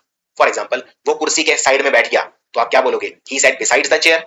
नहीं, क्योंकि बिसाइड्स का मतलब है के अलावा। मैं बोल रहा हूं कि वो कुर्सी के साइड में बैठा है, यानी he sat beside the chair. इसी तरह से बिसाइड्स का मतलब होता है के अलावा। फॉर एग्जाम्पल किताबें पढ़ने के अलावा मुझे स्विमिंग भी पसंद है, तो आप बोलेंगे in addition to reading books I enjoy swimming as well, या beside swimming I enjoy reading and dancing. मुझे स्विमिंग के अलावा पढ़ना और डांस करना भी अच्छा लगता है, सो के अलावा के लिए यूज करेंगे बिसाइड्स। अब ये बताइए यहाँ पे क्या आएगा, ये आपकी परीक्षा है। शी सैट बिसाइड या बिसाइड्स मी टू कंफर्ट मी। वो मेरे पास बैठ गई मुझे सांत्वना देने के लिए, तो वो मेरे साइड में बैठ गई, यानी बिसाइड। अब देखते हैं टिल, प्रेपोजिशन टिल। टिल का मतलब क्या होता है? टिल का मतलब होता है कोई एक्सटेंट ऑफ टाइम दिखाने के लिए, यानी कोई काम कब तक होगा। जैसे फॉर एग्जांपल अगर मैं बोलता हूं कि दुकान तो 6 बजे तक खुली रहेगी, so the office will remain open till 6। इसमें एक कॉमन मिस्टेक ये है, टिल की बजाय लोग टू लगा देते हैं। जैसे the office will remain open to 6, open to 6 नहीं, ओपन टिल 6। और जहां जहां आप टिल लगा सकते हैं, वहां वहां आप अनटिल भी लगा सकते हैं। फॉर एग्जाम्पल अगर आपको बोलना है कि मैं आज रात 7 बजे तक खेलूंगा, तो आप बोल सकते हैं I will play until 7 PM, या I will play till 7 PM। दोनों ठीक है, दोनों गलत नहीं है, फर्क सिर्फ स्पेलिंग में आता है। अंटिल में एक एल होता है सिर्फ, टिल में 2 एल होते हैं। अब देखते हैं एक बहुत इंपॉर्टेंट कंसेप्ट, अमंग और बिटवीन। ये हमेशा आता है और इसमें कई तरह की मिस्टेक लोग करते हैं। जनरली लोगों को लगता है कि बिटवीन 2 के लिए यूज होता है और अमंग 2 से ज्यादा के लिए यूज होता है। ये पूरी तरह से सत्य नहीं है। देखिए बिटवीन कहां यूज होता है। ये ठीक है कि अमंग 2 से ज्यादा के लिए यूज होता है, 2 से कम के लिए यूज नहीं हो सकता, लेकिन बिटवीन 2 के लिए यूज होता है और 2 से ज्यादा के लिए भी यूज होता है। ये है डिफरेंस। फर्क सिर्फ इतना है, बिटवीन के अंदर जो भी चीजें आप कंपेयर कर रहे हो, उनकी पर्सनैलिटी होनी चाहिए, उनकी पहचान होनी चाहिए। चलिए पहले एक एग्जांपल देखते हैं, सिंपल सा। तुम्हें चाय और कॉफी के बीच में चुनना है, तो क्या आप ये बोल सकते हैं you have to choose among tea and coffee? नहीं, क्योंकि टी और कॉफी कितनी चीजें हैं, 2। 2 के लिए तो सिर्फ बिटवीन ही यूज करूंगा। अमंग तो 2 से ज्यादा के लिए यूज होता है, इसमें तो कोई शक नहीं है, तो इसमें अमंग की बजाय हो जाएगा बिटवीन। लेकिन अमंग दो से ज्यादा के लिए यूज होता है, ये बिल्कुल ठीक है, लेकिन बिटवीन दो के लिए भी यूज होता है और दो से ज्यादा के लिए भी यूज होता है। अब देखते हैं डिफरेंस क्या है। बिटवीन के अंदर जो भी चीजें हैं उनकी पर्सनैलिटी होनी चाहिए। फॉर एग्जाम्पल आप ये वाला सेंटेंस देखिए, बताइए क्या है। There are talks going on between Japan America and India, यानी जापान अमेरिका और इंडिया आपस में बातें कर रहे हैं। यहां पर तीन देश हैं, दो नहीं है, तीन है, दो से ज्यादा है, लेकिन फिर भी बिटवीन आएगा। क्यों? क्योंकि जापान अमेरिका और इंडिया, इनकी अलग अलग नाम लिख के इनकी पहचान बताई गई है, इनकी पर्सनैलिटी है। लेकिन अब नीचे वाला देखिए, there are talks going on among the western countries, पश्चिमी देशों के बीच में वार्ता चल रही है, बातचीत चल रही है। यहां पर मैंने लिखा है वेस्टर्न कंट्रीज, ये वेस्टर्न कंट्रीज काफी सारे हैं, दो से ज्यादा है, लेकिन इनकी कोई पहचान नहीं है। वेस्टर्न कंट्रीज में मुझे नहीं पता कौन कौन से कंट्री है, ना तो उनके नाम लिखे, ना उनकी पर्सनैलिटी है कोई, मुझे नहीं पता कौन से कंट्री है, यानी पर्सनैलिटी नहीं बताई, यानी अमंग। जब दो से ज्यादा में, याद रखिए, दो से ज्यादा में अगर पर्सनैलिटी है तो बिटवीन, और पर्सनैलिटी नहीं है तो अमंग। चलिए एक एग्जांपल देखते हैं। 10 ड्रेसेस हैं जिनमें से मुझे चूज करनी पड़ेगी अपनी ड्रेस, तो आप क्या बोलोगे? I have to decide among the 10 dresses, या I have to decide between the 10 dresses. अब ये 10 ड्रेस हैं, लेकिन मुझे नहीं पता ये 10 ड्रेस कौन कौन सी हैं, इनकी कोई पर्सनैलिटी नहीं है, यानी अमंग बिल्कुल ठीक है। इसी तरह से मुझे 4 अम्ब्रेला हैं, 4 अम्ब्रेला, अम्ब्रेला मुझे उनमें डिसाइड करना है कि कौन सा खरीदूं। 4 अम्ब्रेला कौन कौन से हैं? एक ब्लू अम्ब्रेला, एक ब्लैक अम्ब्रेला, एक लाल रंग का और एक क्रीम कलर का अम्ब्रेला है। अब यहाँ पे क्या बिटवीन आएगा या अमंग आएगा? ये चारों अम्ब्रेला अलग अलग करके मैंने लिखे हैं, blue umbrella, black umbrella, red umbrella, umbrella और क्रीम अम्ब्रेला, यानी चारों छतरियां जो हैं, चारों की पर्सनैलिटी है, चारों अलग अलग करके मैंने बताई है, चारों की स्पेसिफिक कोई खास पहचान है कि ये वाला ब्लू अम्ब्रेला है, ये वाला ब्लैक अम्ब्रेला है, ये वाला रेड अम्ब्रेला है, यानी मैं यूज करूंगा बिटवीन। एक बात याद रखनी है आपको, चाहे मैं बिटवीन यूज करूं, चाहे मैं अमंग यूज करूं, ये दोनों काउंटेबल चीजों के लिए यूज होते हैं, जिन्हें हम गिन सकते हैं। फॉर एग्जाम्पल पिछले वाले सेंटेंस में जो छतरी है मैं उन्हें आराम से गिन सकता हूं, लेकिन अनकाउंटेबल नाउन्स के साथ मैं क्या करूंगा? अगर आप अनकाउंटेबल नाउन नहीं जानते तो पहले मेरा नाउन्स वाला वीडियो देखिए, अनकाउंटेबल नाउन को बहुत ही डिटेल में एक्सप्लेन किया है। अनकाउंटेबल नाउन वो नाउन है जिन्हें मैं गिन नहीं सकता। फॉर एग्जाम्पल नॉलेज, ज्ञान, क्या मैं ज्ञान को गिन सकता हूं? नहीं गिन सकता। तो अनकाउंटेबल नाउन वो नाउन होते हैं जिन्हें मैं गिन नहीं सकता, उनमें मैं यूज करता हूं अमिट। ना मैं बिटवीन यूज करूंगा, ना मैं अमंग यूज करूंगा, मैं यूज करूंगा अमिट। फॉर एग्जाम्पल चारों तरफ अफरा तफरी फैली हुई थी, लेकिन उस अफरा तफरी के बीच में भी थोड़ी सी शांति थी, तो आप बोलेंगे there is peace amid chaos. Chaos मतलब अफरा तफरी, पीस मतलब शांति, और शांति फैली हुई थी हर तरफ अफरा तफरी के बीच में, तो there is peace amid chaos. इसी तरह से हर तरफ नाकामी है, ना उम्मीद है, लेकिन उसके बीच में भी कुछ उम्मीद है। अब ये होप क्या है? होप अनकाउंटेबल नाउन है, आप उम्मीद को गिन नहीं सकते कि कितनी उम्मीद, और डेस्पेयर को भी गिन नहीं सकते, इसी तरह शांति को भी आप गिन नहीं सकते, और अफरा तफरी को भी गिन नहीं सकते, यानी अनकाउंटेबल नाउन है ये सारे, इसलिए यूज करूंगा अमिड। इनमें मैं ये नहीं बोल सकता there is hope between despair, गलत है। इसी तरह से मैं ये भी नहीं बोल सकता there is hope among despair, वो भी गलत है। इसी तरह से there is peace among chaos, ये भी गलत है। सो अनकाउंटेबल नाउन में यूज करूंगा अमिड। अब देखते हैं ऑफ और ऑफ में क्या फर्क होता है। ऑफ और ऑफ, ऑफ तो मैं बता चुका हूं, ऑफ का मतलब होता है का, की या के, लेकिन जो ओ डबल एफ है ये दिखाता है अलगाव या सेपरेशन।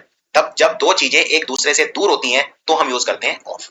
फॉर एग्जाम्पल उसने, उन्होंने उसका हाथ काट डाला, दे कट ऑफ हर हैंड, क्योंकि ये शरीर है, शरीर से हाथ कट के अलग हो गया, अलग होने के सेंस में यूज करते हैं ऑफ। इसी तरह से he took off his head, the flight took off the runway, यानी जो फ्लाइट है एरोप्लेन वो रनवे से एकदम ऊपर उड़ गया, यानी रनवे के ऊपर प्लेन उड़ रहा था और ये ऊपर की तरफ उड़ गया, यानी अलग हो गया, सो टुक ऑफ। अब देखते हैं ड्यूरिंग। ड्यूरिंग हम यूज करते हैं अंतराल दिखाने के लिए, यानी जब कोई चीज हो रही थी उस वक्त क्या हो रहा था तब हम यूज करते हैं ड्यूरिंग।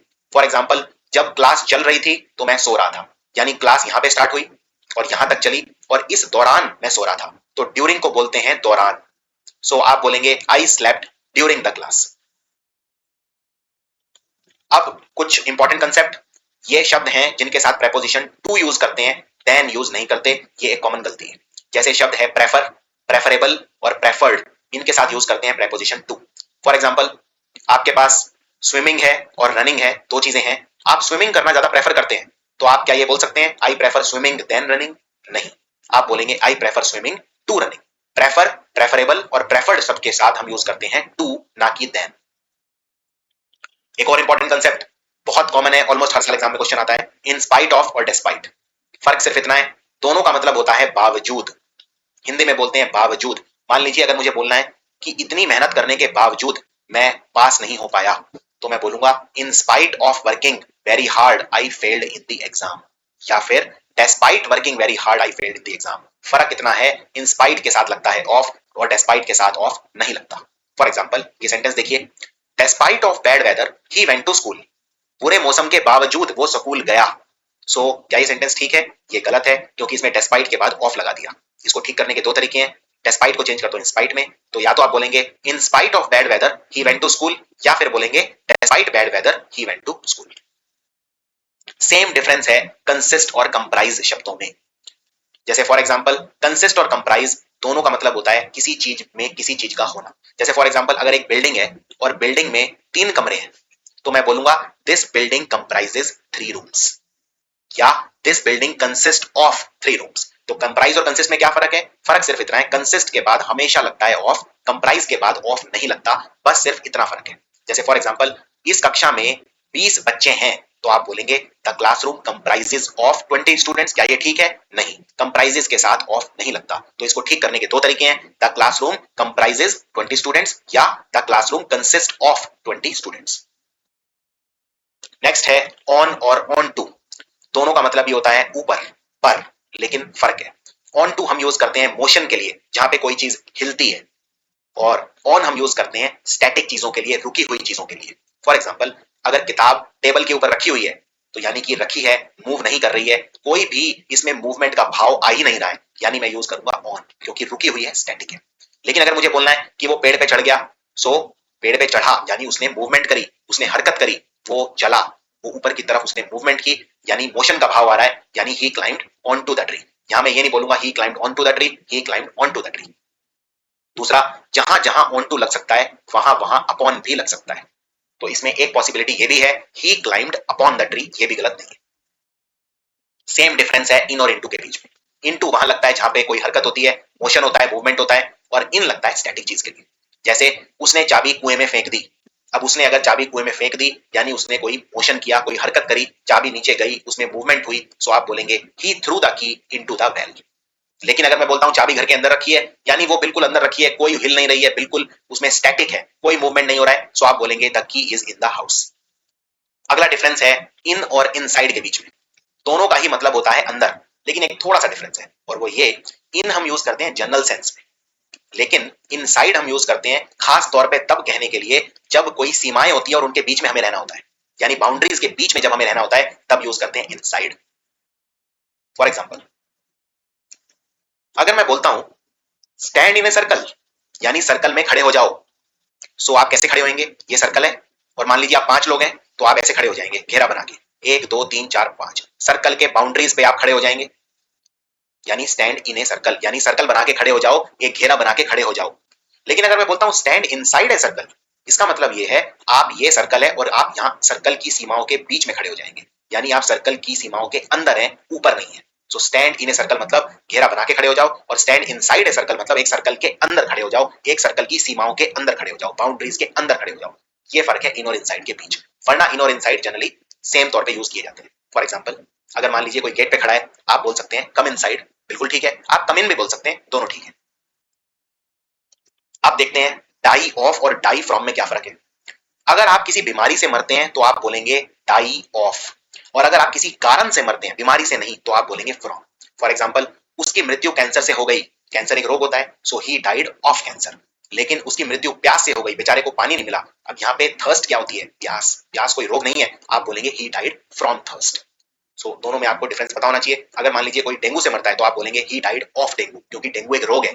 इसी तरह से he died of malaria. Next देखते हैं अबाउट टू। अबाउट टू का मतलब जब कोई काम होने ही वाला है तो बोलते हैं अबाउट टू। जैसे फॉर एग्जांपल मैं एक नया लेसन स्टार्ट करने वाला हूं, I am about to start a new lesson, या I am about to starting a new lesson, कौन सा ठीक है? तो याद रखिए ये बहुत ज्यादा एग्जाम में रिपीट होता है, अबाउट टू के साथ कभी भी आईएनजी नहीं लगता, यानी सिर्फ वर्ब लगेगी, आईएनजी नहीं लगेगा। सो सही आंसर क्या है? I am about to start a new lesson या starting a new lesson? Answer है I am about to start a new lesson. जैसे फॉर एग्जांपल कोई नेता है और वो स्पीच देने वाला है, भाषण देने ही वाला है, तो मैं बोलूंगा he is about to deliver a speech. मैं ये नहीं बोलूंगा he is about to delivering a speech. चलिए ये बताइए इसमें क्या आएगा? I am used to play cricket या I am used to playing cricket? मैं काफी यूज्ड टू हूं, यूज्ड टू मतलब मुझे आदत है क्रिकेट खेलने की, so I am used to play cricket, I am used to playing cricket. याद रखिए यूज्ड टू के साथ हमेशा लगेगा वर्ब प्लस आईएनजी, यानी I am used to playing cricket. इसी तरह से I am looking forward to, this is very important. I am looking forward to read a novel today या I am looking forward to reading a novel today. Looking forward to का मतलब होता है मैं कोई काम करने के लिए बहुत ज्यादा उत्साहित हूं, मैं ये काम करना चाहता हूं, आज मैं एक नोवेल पढ़ना चाहता हूं, एक किताब पढ़ना चाहता हूं। सो क्या बोलेंगे आप, I am looking forward to read a novel today या I am looking forward to reading a novel today. तो हमेशा याद रखिए लुकिंग फॉरवर्ड के साथ हमेशा लगता है वर्ब प्लस आईएनजी, यानी आंसर है I am looking forward to reading a novel today. चलिए ये बताइए इसमें क्या आएगा, मैं तुमसे मिलने के लिए बहुत इच्छुक हूं, बहुत ज्यादा आतुर हूं, बहुत ज्यादा उत्साहित हूं। I am looking forward to meet you या I am looking forward to meeting you. तो आंसर होगा I am looking forward to meeting. अब एक बहुत इंपॉर्टेंट कंसेप्ट, इन सारे शब्दों के आगे टू नहीं लगेगा और बहुत ज्यादा गलती करते हैं लोग, टू लगा देते हैं। फॉर एग्जाम्पल अगर आप बोलते हैं कि मैंने उसे कहा, तो आप क्या बोलेंगे, आई टोल्ड हिम या आई टोल्ड टू हिम। तो जो वर्ब है टोल्ड, ये किससे बना, टेल, और टेल एक ऐसी वर्ब है जिसके बाद कभी भी टू नहीं लगता। तो आप बोलेंगे मैंने उसे कहा, आई टोल्ड हिम। इसी तरह से ये जितने भी शब्द हैं इनके आगे टू किसी के आगे भी नहीं लगेगा। इन शब्द पे नजर मारते हैं, एडवाइस करना, तो आप क्या बोलेंगे, मैंने उसे एडवाइस किया, आई एडवाइज्ड हिम या एडवाइज्ड टू हिम। आप बोलेंगे आई एडवाइज्ड हिम, टू नहीं लगेगा। Bag, ask, command, encourage, request. इसी तरह से एक बहुत कॉमन गलती लोग करते हैं, लोग कहते हैं आई रिक्वेस्टेड टू हिम, नहीं, you requested him, not requested to him. Inform, thank, welcome, warn, forbid, order, remand, congratulate, compliment, इनमें टू नहीं लगेगा। मैं चाहूंगा ये जितने भी वर्ब हैं इनको आप अच्छे से लिख लें, याद कर लें और इनकी प्रैक्टिस करें, इनमें अपने खुद के सेंटेंस बनाएं, इससे आपका कॉन्फिडेंस बढ़ेगा। सो आप अब खुद चूज करके मुझे बता सकते हैं इनमें क्या आएगा, आई एडवाइज हिम या आई एडवाइज टू हिम। तो आंसर है I advise him. I requested him या I requested to him, answer है आई रिक्वेस्टेड। इसका बिल्कुल उल्टा है, इनके साथ टू लगेगा। Say, suggest, propose, reply, speak, explain, complain, talk, listen, report, pray और डिस्क्राइब, इन सारे शब्दों के आगे टू लगेगा। तो मान लीजिए अगर आपको बोलना है कि मैंने उसे रिप्लाई कर दिया था, तो आप बोलेंगे आई रिप्लाइड टू हिम। मैंने उसे कंप्लेन की, आई कंप्लेन टू हिम। मैंने उसे प्रपोज किया, आई प्रपोज्ड टू हर। मैंने उसे सजेस्ट किया, आई सजेस्टेड टू हिम।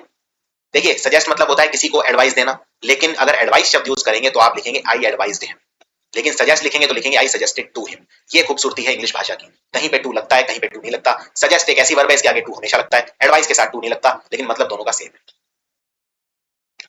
अब कुछ ऐसे भी वर्ब हैं जिनके बाद प्रेपोजिशन आपको नहीं लगाना, और एग्जाम में ये बहुत फेवरेट माने जाते हैं, क्योंकि इनमें क्वेश्चन जब आता है तो उसमें कोई ना कोई प्रेपोजिशन लगा के दे देते हैं, और ये देखने इतने आसान नहीं है, इसलिए ये आपको याद करने पड़ेंगे।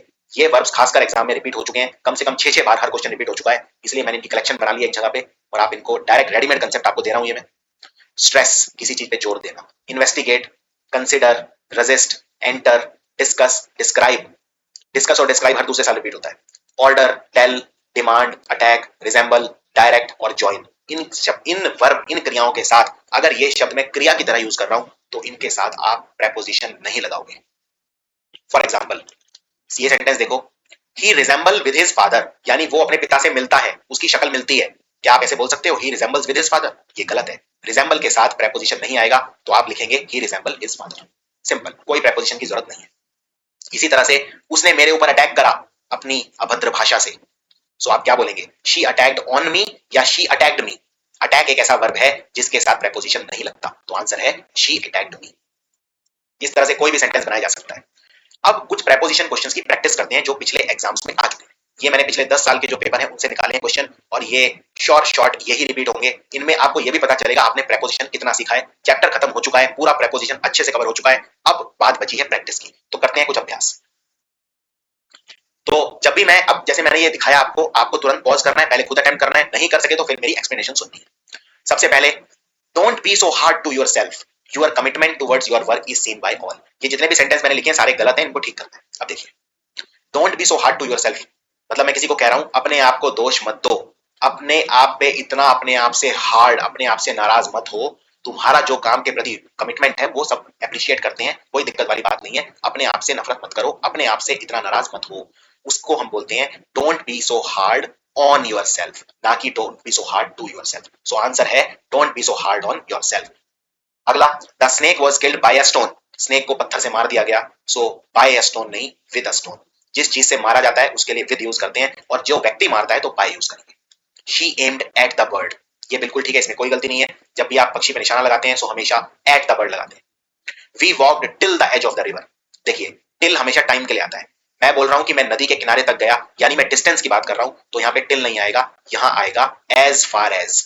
We walked as far as the edge of the river, यानी हम नदी के किनारे तक गए as far as. Next, guitar बजाने में मैं बहुत बुरा हूं, एकदम होपलेस हूं, एकदम नाउमीद हूं। सो जब आप किसी चीज में अच्छे होते हैं, होपलेस होते हैं, बैड होते हैं, हमेशा किसी चीज पे होते हैं, हमेशा एड होते हैं। अगर आप गिटार बजाने में अच्छे हैं, you are good at guitar. अगर आप बैड हैं, you are bad at guitar. आप होपलेस हैं, you are hopeless at guitar. अगला सवाल, he was very good with my brother Ankit when he had visited us during the holidays, वो मेरे भाई अंकित से उसने बहुत अच्छा बर्ताव किया जब वो छुट्टियों में हमसे मिलने आया था। देखिए जब भी आप किसी पर्सन से बहुत अच्छे होते हैं, you are always good to a person, not with a person. तो यहाँ पे विद गलत है, यहाँ पे आप लिखेंगे वो पर्सन मेरे भाई से बहुत अच्छा था, he was very good to my brother Ankit, ना कि विद माई ब्रदर अंकित। मान लीजिए आप किसी पर्सन को बोलते हैं कि प्लीज मुझसे अच्छा बर्ताव कीजिए, सो आप बोलेंगे please be good to me. आप ये नहीं बोलेंगे please be good with me, आप बोलेंगे please be nice to me, please be good to me. तो गुड नाइस इन सबके साथ लगता है टू, ना कि विद। अगला सवाल, अगर आप अपने काम में बिजी हो तो मैं आपको बाद में कॉल कर लेता हूं। If you are busy in your work then I can call you later, क्या गलती है इसमें? जब भी आप काम में बिजी होते हैं तो आप हमेशा बोलते हैं busy with the work, not busy in the work. So आप बोलेंगे if you are busy with your work then I can call you later, you are always busy with something. इसी तरह से मेरी घड़ी में 2:30 बजे हैं, it is 2:30 in my watch. Watch मतलब घड़ी, वॉच और क्लॉक में ये फर्क होता है, वॉच होती है कलाई पे पहनने वाली घड़ी, और क्लॉक होती है दीवार घड़ी, वॉच होती है कलाई पे पहनने वाली घड़ी। अब आप इसमें बोल रहे हैं कलाई की घड़ी में 2:30 बजे हैं, याद रखिए जब भी आप बोलते हैं घड़ी में टाइम हुआ है, हमेशा आप यूज करते हैं बाय माई वॉच, ना कि इन माई वॉच। सो इसको आप बोलेंगे it is 2:30 bye my watch. अगला सवाल, अर्थ का जो वातावरण है उसमें 3 लेयर होते हैं, तो आप जानते हैं ट्रोपोस्फियर, स्ट्रेटोस्फियर, ये सब लेयर होते हैं। So earth's atmosphere comprises of 3 layers. Comprises के साथ कभी भी ऑफ नहीं लगता है, तो इसमें गलती क्या है, ऑफ लगा दिया है। इसको ठीक करने का एक तरीका और है, कंप्राइजेस को चेंज कर दीजिए कंसिस्ट में, कंसिस्ट के साथ ऑफ लगता है। उसने 4 दिन की छुट्टी ले ली, ही टुक लीव ऑफ 4 days। इसमें गलती ये है, जब भी आप कितने दिन की छुट्टी लेते हैं तो ऑफ नहीं लेते, हमेशा फॉर लेते हैं। कोई भी काम करने का जो रीजन होता है वो उसमें फॉर यूज होता है। So he took leave for 4 days। Next, children should always listen the advice of their elder and well wisher. बच्चों को हमेशा अपने बड़ों की एडवाइस सुननी चाहिए। सो लिसन एक ऐसा शब्द है जिसके साथ हमेशा लगता है टू, ये हम देख चुके हैं, तो इसका आंसर होगा children should always listen to the advice of their elders. अगला, nobody denies that my ideas are different than yours. कोई भी मना नहीं कर रहा कि मेरे आइडिया और आपके आइडिया डिफरेंट हैं, तो डिफरेंट के साथ कभी भी देन नहीं लगता, डिफरेंट के साथ लगता है फ्रॉम। सो आंसर है nobody denies that my ideas are different from yours. कुछ और अभ्यास करते हैं। It was I who was responsible of making all the arrangements for the wedding. यह मैं था जिसके ऊपर शादी के सारे अरेंजमेंट करने का जिम्मेवारी था। देखिए जब भी आपके ऊपर रिस्पॉन्सिबिलिटी होती है किसी चीज की, you are responsible for something, not of something. So यहाँ ऑफ को चेंज कर दीजिए फॉर में। इसी तरह से रवि ने अपने फ्रेंड को कहा कि गाड़ी खरीद लेनी चाहिए। So Ravi told to his friend to buy a car. Told के साथ कभी भी टू नहीं आता, सो आंसर है Ravi told his friend to buy a car. Next, one must always pay with his debit card and not credit card. Pay के साथ हमेशा आता है बाय, जब आप किसी चीज को किसी तरह से करते हैं तो उसके लिए बाय यूज करते हैं। So one must always pay by his debit card and not credit card. Our teacher emphasized on the use of correct grammar. हमारे टीचर ने हमें कहा, जोर दिया कि हमेशा सही ग्रामर यूज करनी चाहिए। सो इसमें आप क्या क्या गलती निकाल सकते हैं? जब भी आप किसी चीज पर जोर देते हैं तो एम्फसाइज एक ऐसी वर्ब है जिसके साथ प्रेपोजिशन लगता ही नहीं है। सो इसका आंसर होगा our teacher emphasized the use of correct grammar. On की जरूरत नहीं है। ओपनिंग सेरेमनी के समय, on the time of the opening ceremony of the theatre a large crowd had assembled. जब थिएटर की ओपनिंग सेरेमनी हुई तो एक बहुत बड़ी क्राउड इकट्ठा हो गई थी। इसमें जब आप भी बोलते हैं कि किसी समय के वक्त, तो हमेशा बोलते हैं एट द टाइम, ना कि ऑन द टाइम। मान लीजिए आप बोलते हैं कि जब मेरा जन्म हुआ उस वक्त मेरा वजन 1 किलो था, तो आप बोलेंगे at the time of my birth, ना कि on the time of my birth. अगला सवाल, the decline of his moral values has caused a lot of pain to his parents. उसके जो संस्कार हैं उनमें कमी आ गई है, इस वजह से उसके माता पिता को बहुत ज्यादा दुख हो रहा है। तो डिक्लाइन के साथ कभी भी ऑफ नहीं लगता है, डिक्लाइन के साथ लगता है in. There is always a decline या rise in something. Decline in his moral values has caused a lot of pain to his parents. Without thinking for a moment, he entrusted me in all the responsibilities. बिना एक moment समझे उसने मुझ पे इतना ज्यादा भरोसा दिखा दिया और मुझे सारी रेस्पॉन्सिबिलिटीज दे दी। इसको कैसे ठीक करोगे? जब भी आप किसी में ट्रस्ट दिखाते हैं तो एंड ट्रस्ट जो शब्द है इसके साथ हमेशा लगता है विद। सो इसका आंसर है without thinking for a moment he entrusted me with all the responsibilities. Sudha fell in well and nobody tried to save her. Sudha कुएं में गिर गई और किसी ने भी उसे बचाने की कोशिश नहीं की। अब देखिए, सुधा कुएं में गिरी, कुएं में गिरी मतलब मूवमेंट हुई, मूवमेंट के लिए इन यूज नहीं करते, मूवमेंट के लिए इनटू यूज करते हैं। So Sudha fell into the well. और आखिरी, I prefer coffee than tea. मैं कॉफी पसंद करता हूं चाय की बजाय। प्रेफर के साथ देन नहीं लगता, प्रेफर के साथ टू लगता है। So I prefer coffee to tea. Suresh अपने काम में बहुत ज्यादा बिजी है। Suresh is busy in his work for his presentation. तो अगेन, बिजी आप काम में होते हैं तो बिजी इन नहीं होते, बिजी विद होते हैं। Suresh is busy with his work.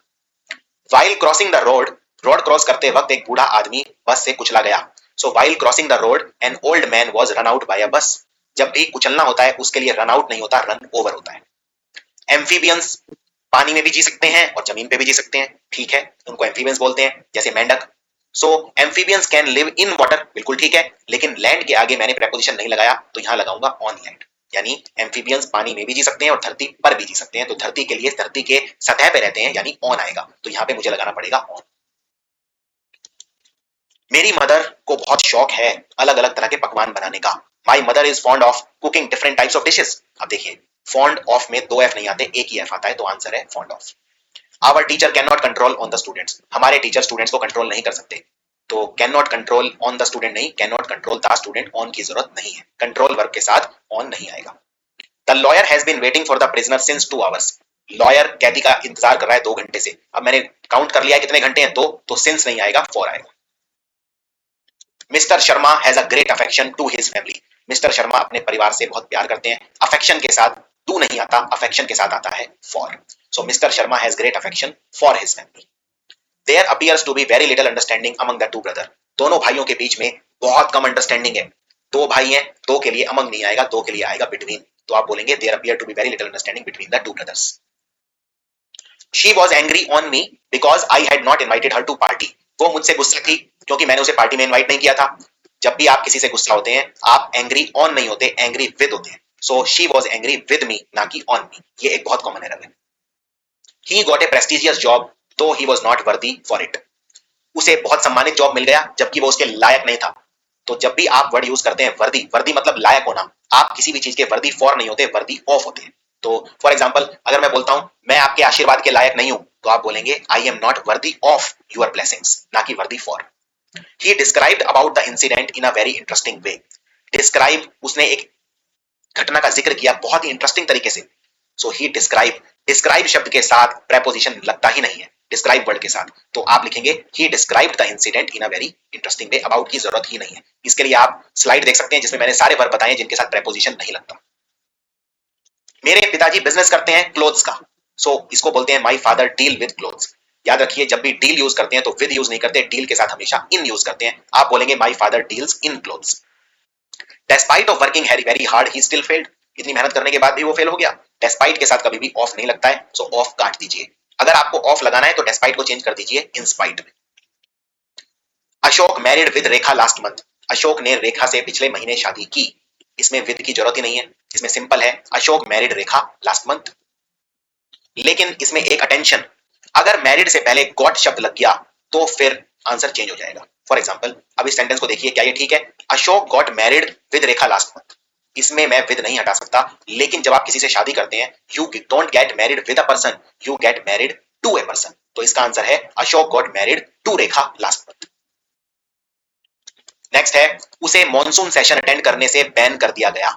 He was debarred, debarred मतलब किसी को बैन कर देना, किसी को आने से रोकना। So he was debarred to attend the monsoon session. ये गलत है। देखिए डिबार्ड का इस्तेमाल कैसे करते हैं। डिबार्ड के साथ हम लगाते हैं फ्रॉम और वर्ब प्लस आईएनजी। ये एक टिपिकल क्वेश्चन है एग्जाम का। तो इसमें आप लिखेंगे he was debarred to attend नहीं, he was debarred from attending the monsoon session. इसी तरह से बिल्कुल मिलता जुलता है, we should, he should refrain to associate himself with any party.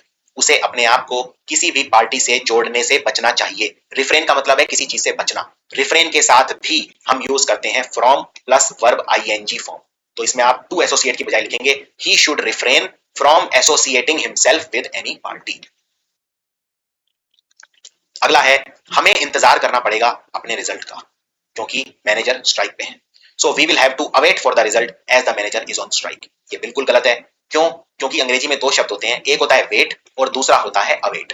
दोनों में सिर्फ एक ही फर्क है और वो फर्क क्या है? वो फर्क ये है वेट के साथ लगता है फॉर, अवेट के साथ फॉर नहीं लगता। इस सेंटेंस में अवेट के साथ फॉर लगाया हुआ है, तो बस इतना ही फर्क है वेट और अवेट। तो इसमें आप फॉर हटा दीजिए, ये सेंटेंस बिल्कुल ठीक है। We will have to await the result.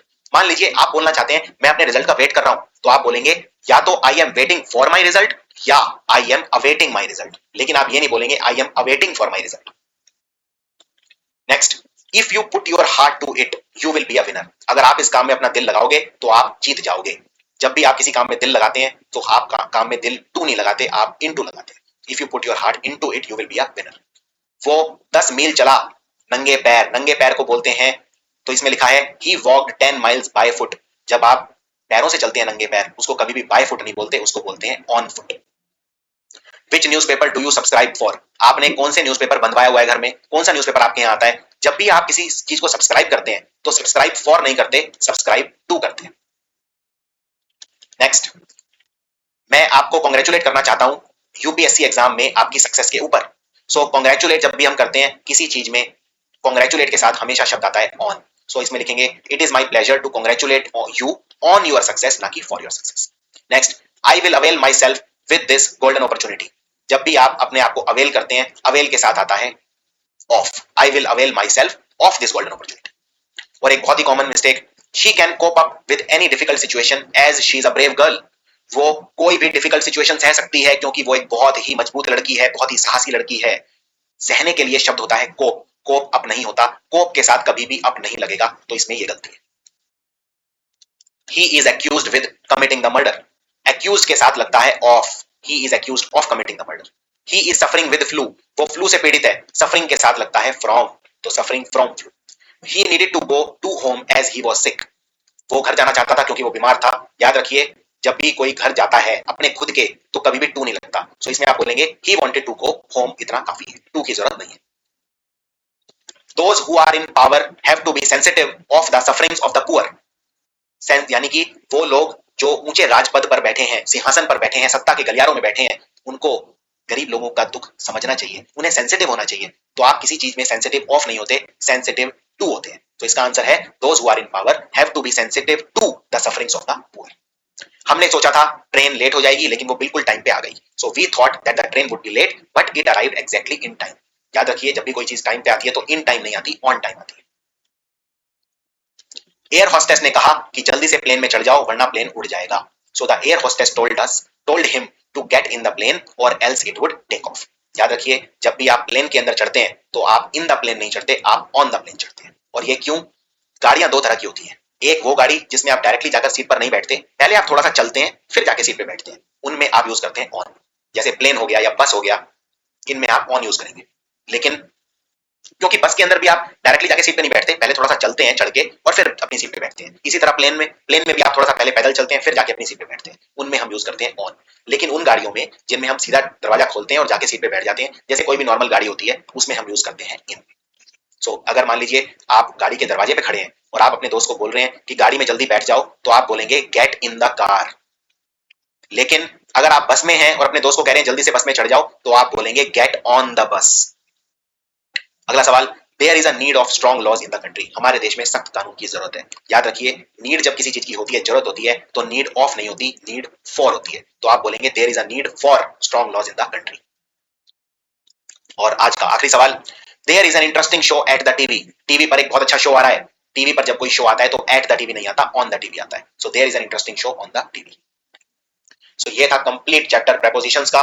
बहुत ही डीप, बहुत ही एडवांस तरीके से ये चैप्टर कवर किया गया है। कोई भी ऐसा क्वेश्चन नहीं है। इस प्रेपोजिशंस के इस वीडियो को तैयार करने के लिए लगभग 5 महीने का समय मैंने दिया है। जितने भी एग्जाम्स हैं, जितनी भी किताबें हैं, जितने भी पुराने क्वेश्चंस हैं, सब कवर किए हैं। और इसको करने के बाद आप प्रेपोजिशंस में एकदम कॉन्फिडेंट फील करेंगे, प्रोवाइडेड आप इसमें सही अभ्यास करें, सही मेहनत करें और सही टाइम दें। Thank you.